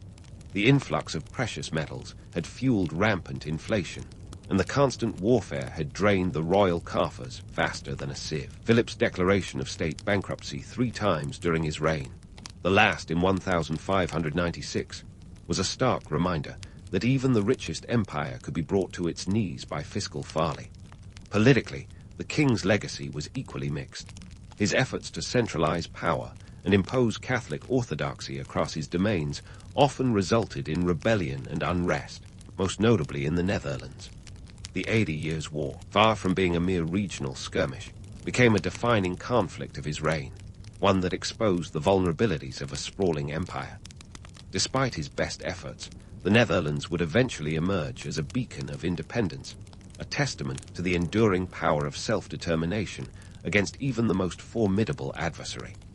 Yet, for all these challenges, Philip Roman II's influence on the geopolitical landscape of Europe was undeniable. The Iberian Union, which he orchestrated by annexing Portugal in 1580, extended Spanish influence across the globe, from Asia to the Americas. His patronage of the arts and architecture, epitomized by the Escorial, left a cultural legacy that endures to this day. The Escorial itself remains a symbol of Spanish grandeur, a monument to a king's ambition and his devotion to faith, a tangible reminder that even in death, Philip's influence lingered. As we sift through the myths and realities of Philip's reign, it's crucial to separate the man from the legend. He has often been painted as a dour, humorless figure, a stereotype that ignores the nuance of a ruler who was as pragmatic as he was pious. Yes, his reign was marked by an obsession with detail and control, but it was also characterized by moments of strategic brilliance and adaptability. His ability to navigate the treacherous waters of European politics, even when his ships literally sank, speaks to a ruler who was never as rigid as history sometimes suggests. So, what do we make of Philip Roman II in the grand tapestry of history? He was a ruler whose life was a testament to the complexities of leadership, a man who wielded power with a mix of zeal and caution. His reign was a blend of triumphs and tribulations, of grand visions and harsh realities. He was a king who believed in his divine mission, yet was forced to grapple with the earthly limitations that even a monarch as powerful as he could not overcome. In the end, Philip Roman II's story is not just one of a ruler who tried to hold back the tide, but of a man who embodied the turbulent spirit of his age. His legacy is a mosaic of contradictions, a king who aspired to be the defender of the faith, yet left behind an empire divided by religious strife, a monarch who amassed vast wealth, yet struggled with fiscal insolvency, a ruler whose ambitions were as grand as the empire he governed, yet whose reign underscored the fragility of even the most powerful thrones. As the pages of history turn, Philip Roman II stands as a reminder of the enduring challenges of power and the complexity of legacy. His reign may have ended over 4 centuries ago, but the echoes of his decisions reverberate through time, offering lessons that remain relevant in any era. So, as you drift into dreams of empires and kings, remember Philip as he truly was, a monarch of his time, whose life and reign offer a mirror to the past and a lens through which to view the present. In the dim light of a German winter morning, a young Albert Einstein sat hunched over a desk that seemed to loom menacingly over him. The year was 1884, and little Albert was grappling with the mysteries of a compass, a Christmas gift from his father that might as well have been enchanted for all the wonder it inspired. At just 5 years old, his fascination with the compass needle's unwavering point towards magnetic north sparked a lifelong curiosity about the invisible forces of the universe. It was the kind of revelation that would eventually lead him to redefine the very laws of physics, though, at the time, his only concern was figuring out how this small, unassuming object always knew where north was. As you might have heard, there's a persistent myth that Einstein was a terrible student, particularly in math. It's the kind of comforting tale we tell ourselves to believe that genius is accessible to anyone who can barely scrape through algebra. However, like most myths, it's more fantasy than fact. The reality: Einstein was a bright child with a knack for numbers. By the age of 12, he was already chewing through calculus like it was candy.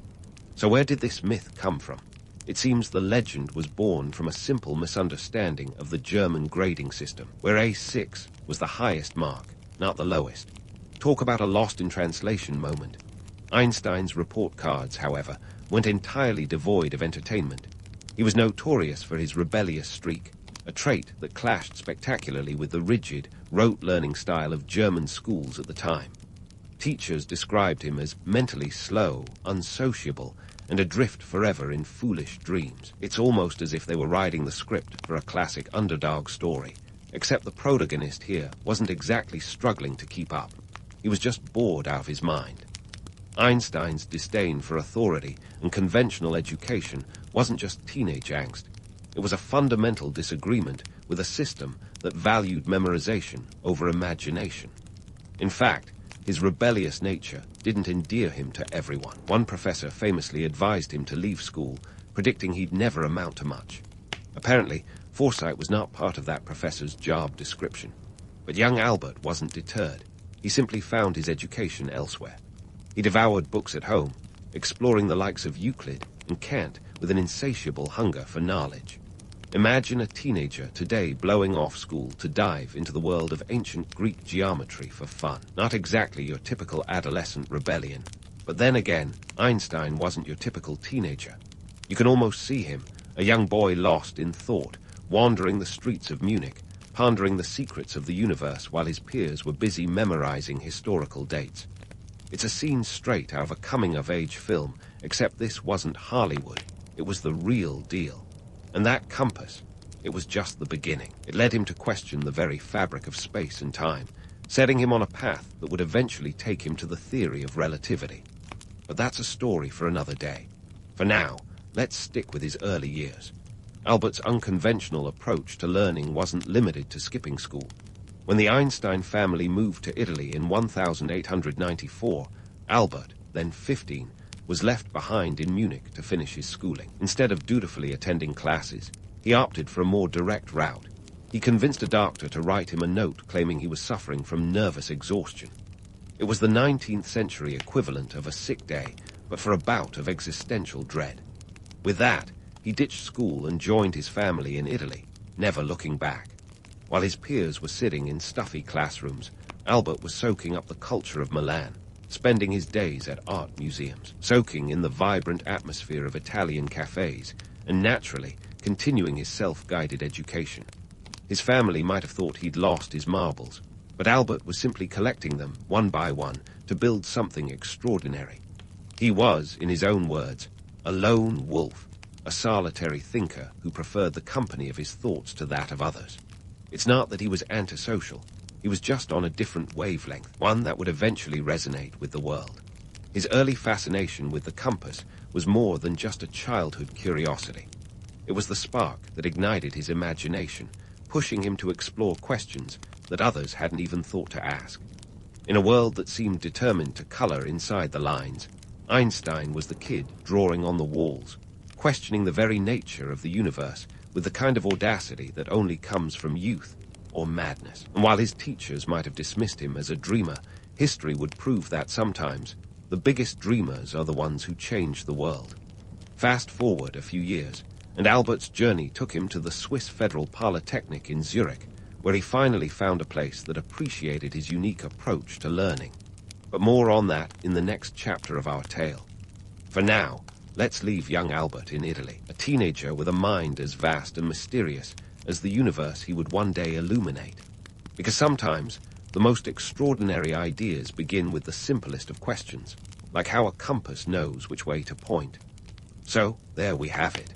Young Albert, soaking in the Italian sun, pondering the mysteries of the universe while his peers were probably figuring out how to avoid detention. But let's not get too comfy in Milan, because it wasn't long before our intrepid thinker packed his bags for Switzerland. In 1896, he made his way to Zurich, ready to tackle the Swiss Federal Polytechnic, a school that finally appreciated his unorthodox brilliance, or at least tolerated it. Now, Zurich was no ordinary city. Think of it as the Silicon Valley of the late 19th century. It was a buzzing hive of intellectual activity, attracting some of the brightest minds from across Europe. And here was Albert, in the thick of it, rubbing elbows with future Nobel laureates, while probably wondering why Swiss cheese has holes. Spoiler alert, it's bacteria, just like the kind that would later gnaw at the minds of physicists trying to unravel his theories.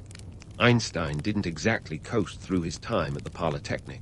His grades were a mixed bag, and he was often at odds with his professors. But let's be real, when has a genius ever fit neatly into the box of conventional academia? He was too busy skipping lectures to study on his own terms, immersing himself in the works of Maxwell, Boltzmann, and Mach. While his classmates were attending lectures, Einstein was questioning the very nature of light and time. You know, the usual teenage rebellion stuff. By 1900, Einstein had his diploma in one hand and a somewhat precarious future in the other. Here's where the plot thickens. Despite his potential, Einstein struggled to find a job. The Swiss job market wasn't exactly rolling out the red carpet for a maverick scientist with a penchant for questioning everything. For 2 long years, he sent out letters, hoping for a teaching position, but the only thing filling his mailbox was rejection. It's a scenario familiar to any recent grad, except this grad would go on to redefine the universe. In 1902, Einstein landed a position at the Swiss Patent Office in Bern, thanks to a friend's intervention.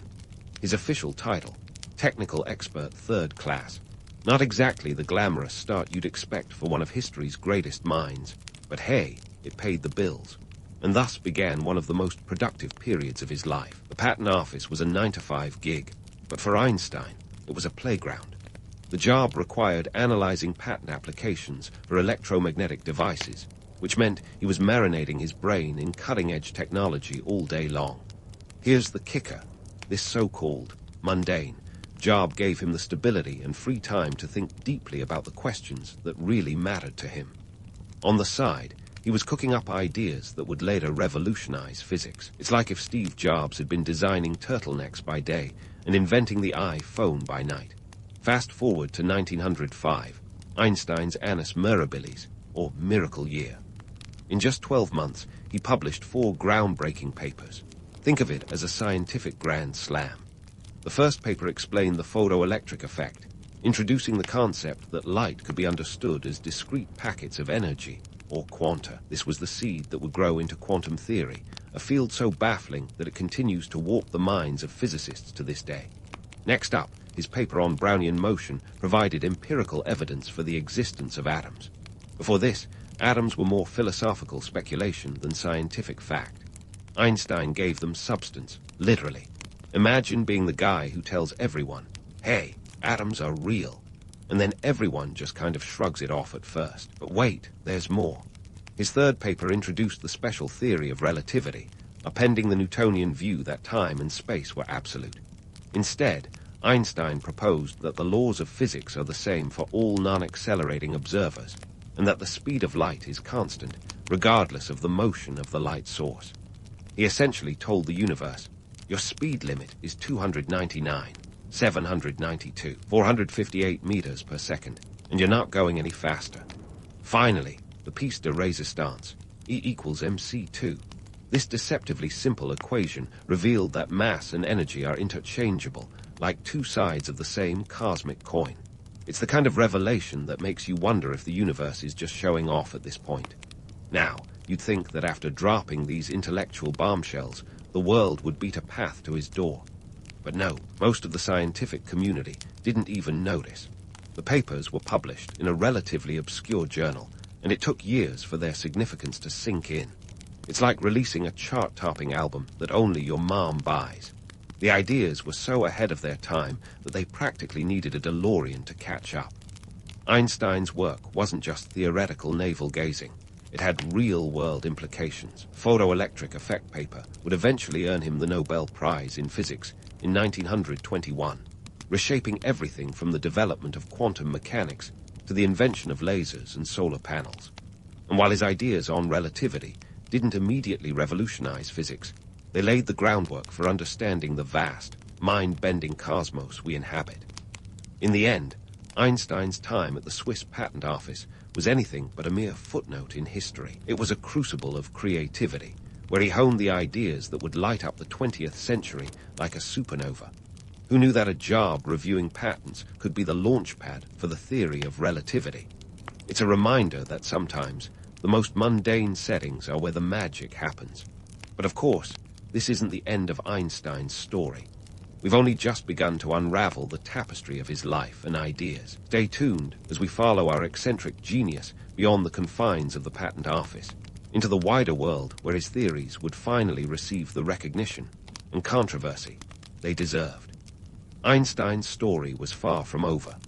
Just as the Swiss Patent Office had been the unlikely incubator for his groundbreaking ideas, the next chapter in his life would see those ideas tested and validated on an international stage. It was 1915 when Einstein finally completed his general theory of relativity, a complex symphony of mathematics that described how gravity wasn't just a force pulling objects together, but a curvature in the very fabric of space and time.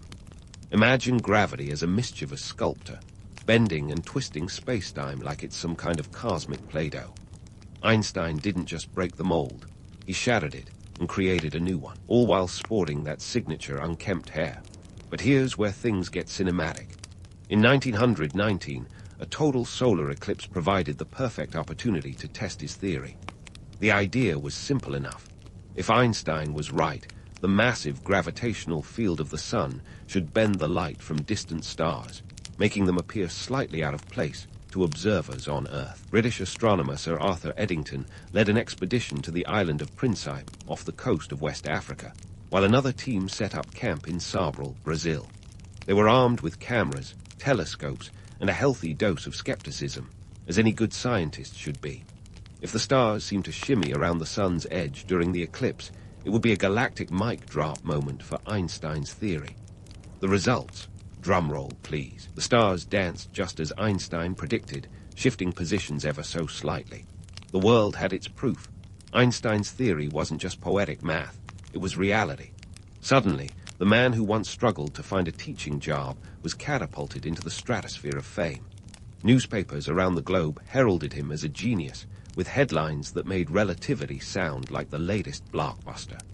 Lights all askew in the heavens, proclaimed the New York Times, a headline that somehow managed to make Einstein's equations sound like a celestial party trick. Einstein became an overnight sensation, a kind of intellectual rock star. His disheveled appearance, which had once seemed the mark of an absent-minded professor, now became iconic. It was as if the world collectively decided that if your hair wasn't doing its best impression of a lightning-struck shrub, you clearly weren't thinking enough. People were fascinated by this German scientist who seemed more comfortable in threadbare sweaters than in suits, and who had the audacity to redefine gravity itself. Yet, let's not paint too rosy a picture.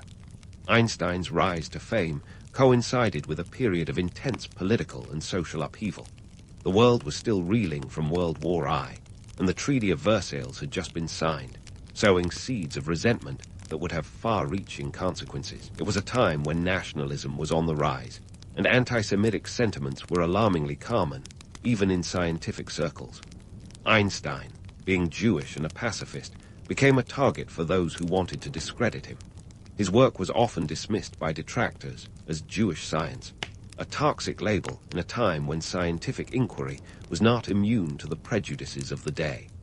Despite these challenges, Einstein's fame continued to grow. He became a symbol of intellectual triumph and human curiosity, embodying the hope that science could transcend the petty squabbles of nations. But fame came with its own set of headaches. The man who once relished solitude and quiet contemplation now found himself inundated with requests for lectures, interviews, and public appearances. He was a reluctant celebrity, often bemused by the whirlwind of attention. "Why is it that nobody understands me, and everybody likes me?" he once quipped, capturing the paradox of his public persona. Einstein's newfound status also meant he could use his platform to speak out on issues close to his heart. He became an advocate for civil rights, Zionism, and disarmament. His voice carried weight, and he wasn't afraid to use it, even when it ruffled feathers. Yet, he remained ever the quirky, humble figure, famously refusing to learn how to drive and insisting that he preferred walking. The 1920s roared on, and Einstein's theories began to permeate popular culture. Relativity became a buzzword, even if most people couldn't quite grasp its implications. It was the era of flappers, jazz, and a newfound fascination with the modern and the avant-garde. In a way, Einstein's theory of relativity fit right into this cultural milieu, challenging the status quo and inviting people to see the world through a different lens. He was the scientific equivalent of a jazz musician, improvising on the themes of space and time and inviting others to join in the cosmic jam session. But even as he reveled in the intellectual camaraderie of his peers and the adulation of the public, Einstein remained acutely aware of the precariousness of his position. Europe in the 1920s was a powder keg of political tension, and Einstein's pacifist stance was often at odds with the nationalist fervor sweeping the continent. In Germany, where inflation was spiraling out of control and political factions were at each other's throats, Einstein's calls for peace and mutual understanding were a beacon of rationality amid the chaos. Yet, his fame was a double-edged sword. While it allowed him to advocate for his ideals, it also painted a target on his back. He was both celebrated and vilified, a lightning rod for both admiration and animosity. In a world that was rapidly changing, Einstein was seen as both a prophet and a pariah, a man whose ideas challenged the very foundations of how people understood the universe. As the 1920s gave way to the 1930s, the political landscape grew even more ominous. The rise of Adolf Hitler and the Nazi Party in Germany cast a long shadow over Europe, and Einstein, ever the realist, understood the danger. He was one of the first prominent figures to speak out against the Nazis, and his Jewish heritage made him an obvious target for their vitriol. In 1933, amid escalating threats, Einstein made the difficult decision to leave Germany for good, settling in the United States, where he would continue his work at the Institute for Advanced Study in Princeton. It was a bittersweet transition for the scientist who had once roamed the streets of Berlin with the same curiosity he applied to the cosmos. But even as he left his homeland behind, Einstein carried with him an unyielding belief in the potential of human reason to overcome ignorance and hatred. His theories had taken him from the humdrum of the patent office to the heights of scientific acclaim. And now, in America, he would continue to be a voice of reason in an increasingly irrational world. Einstein's journey was far from over, and as the world teetered on the brink of another global conflict, his ideas would become more relevant than ever.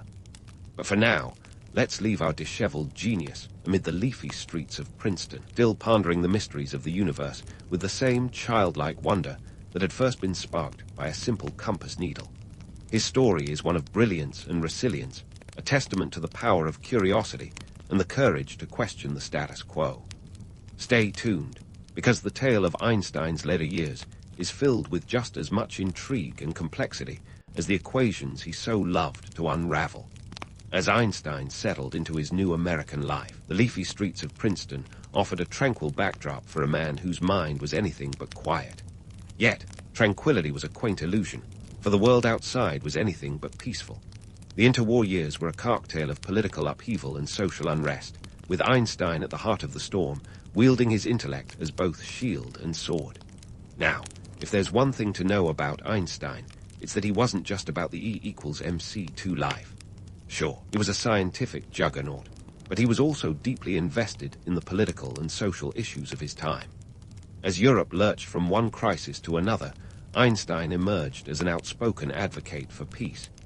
He was a card-carrying pacifist, quite literally, a member of the International League of Human Rights, and a frequent voice against the militaristic tendencies dominating global discourse. But Einstein's pacifism wasn't just about waving peace signs and chanting Kumbaya in the streets.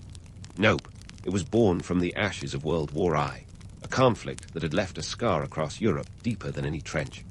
Einstein had witnessed firsthand the devastating impact of war, the senseless loss of life, and the ruinous economic aftermath.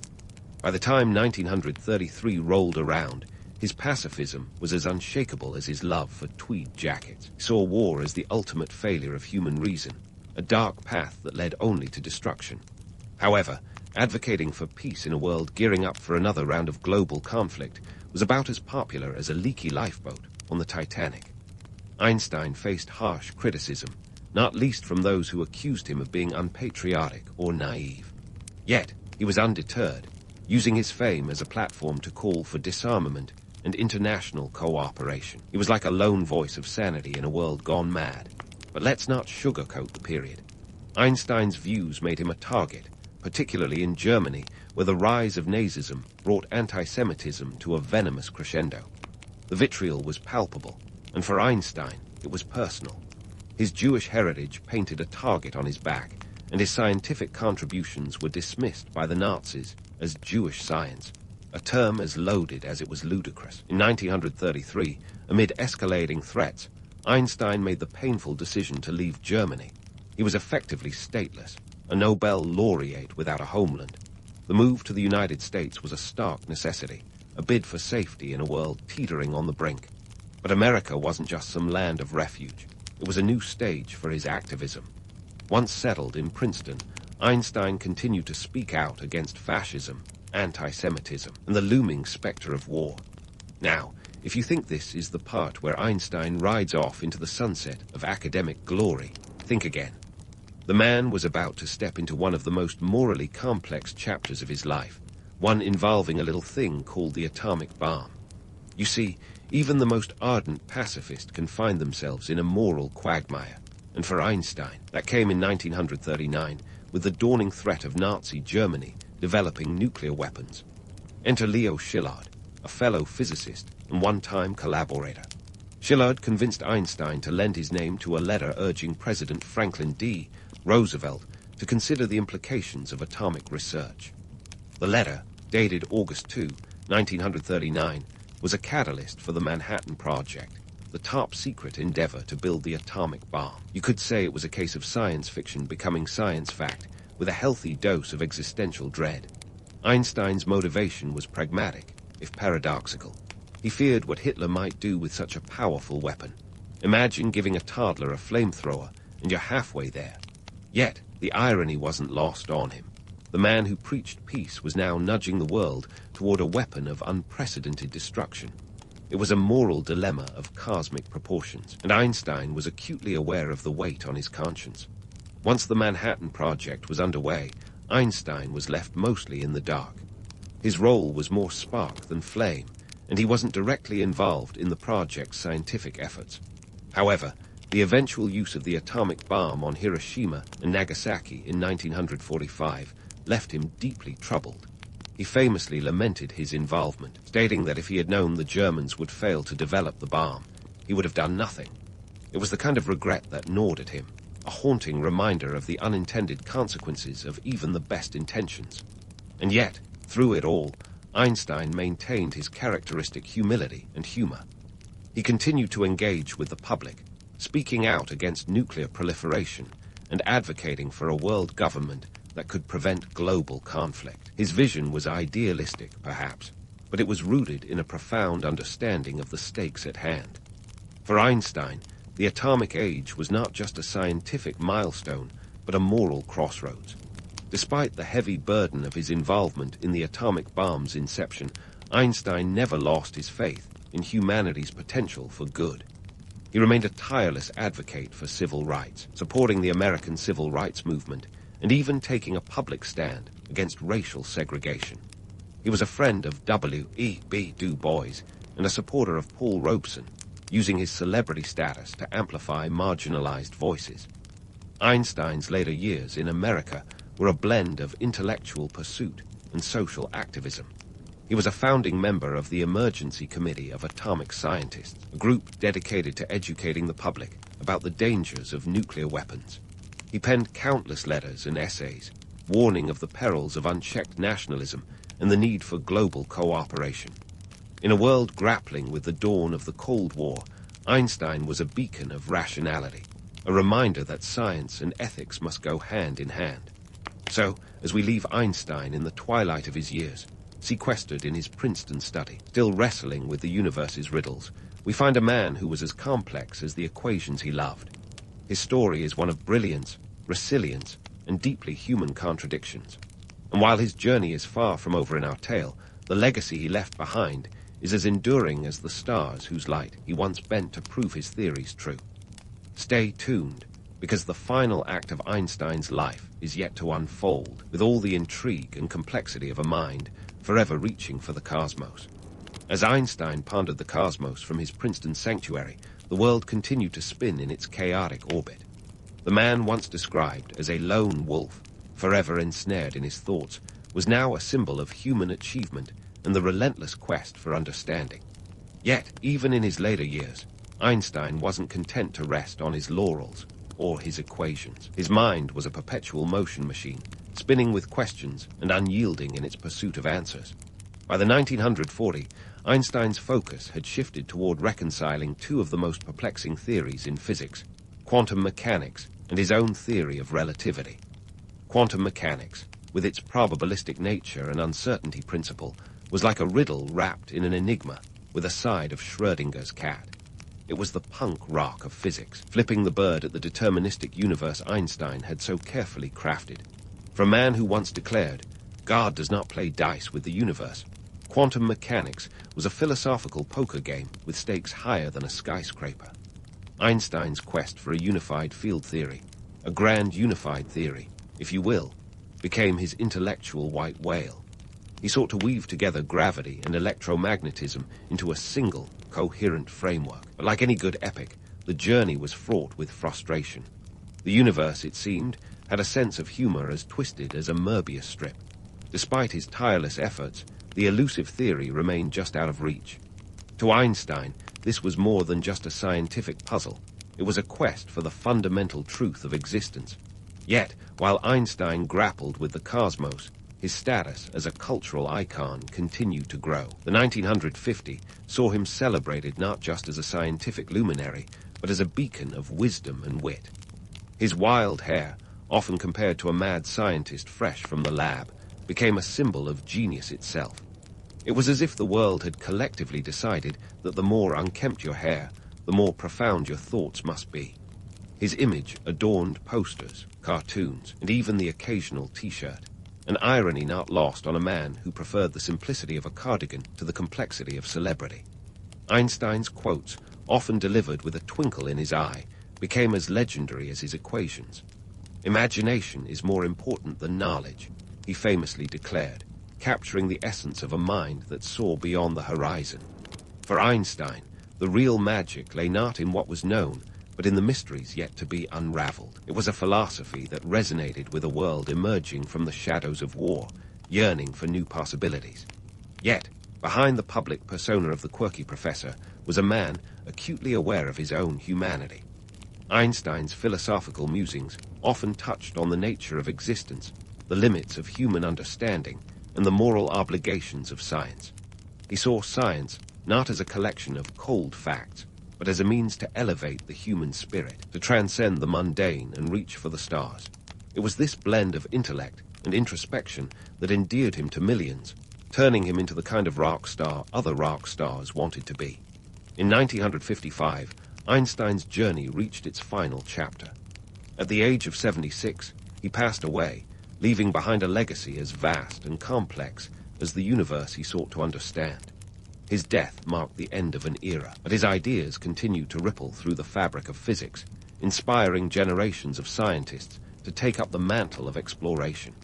His attempts to reconcile quantum mechanics with relativity may have remained unfinished, but they set the stage for future breakthroughs, proving that even in failure, there is progress.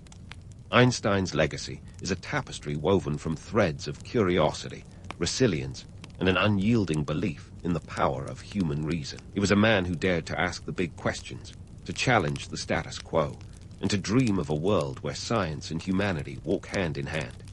His story is a reminder that the pursuit of knowledge is a journey without end, an adventure as limitless as the stars themselves. And so, as we bid farewell to the man whose name became synonymous with genius, let's remember him not just for his wild hair or his memorable quotes, but for his enduring spirit of inquiry. In a universe that often seems as inscrutable as a quantum equation, Einstein remains a guiding light, a testament to the power of imagination and the relentless quest for truth.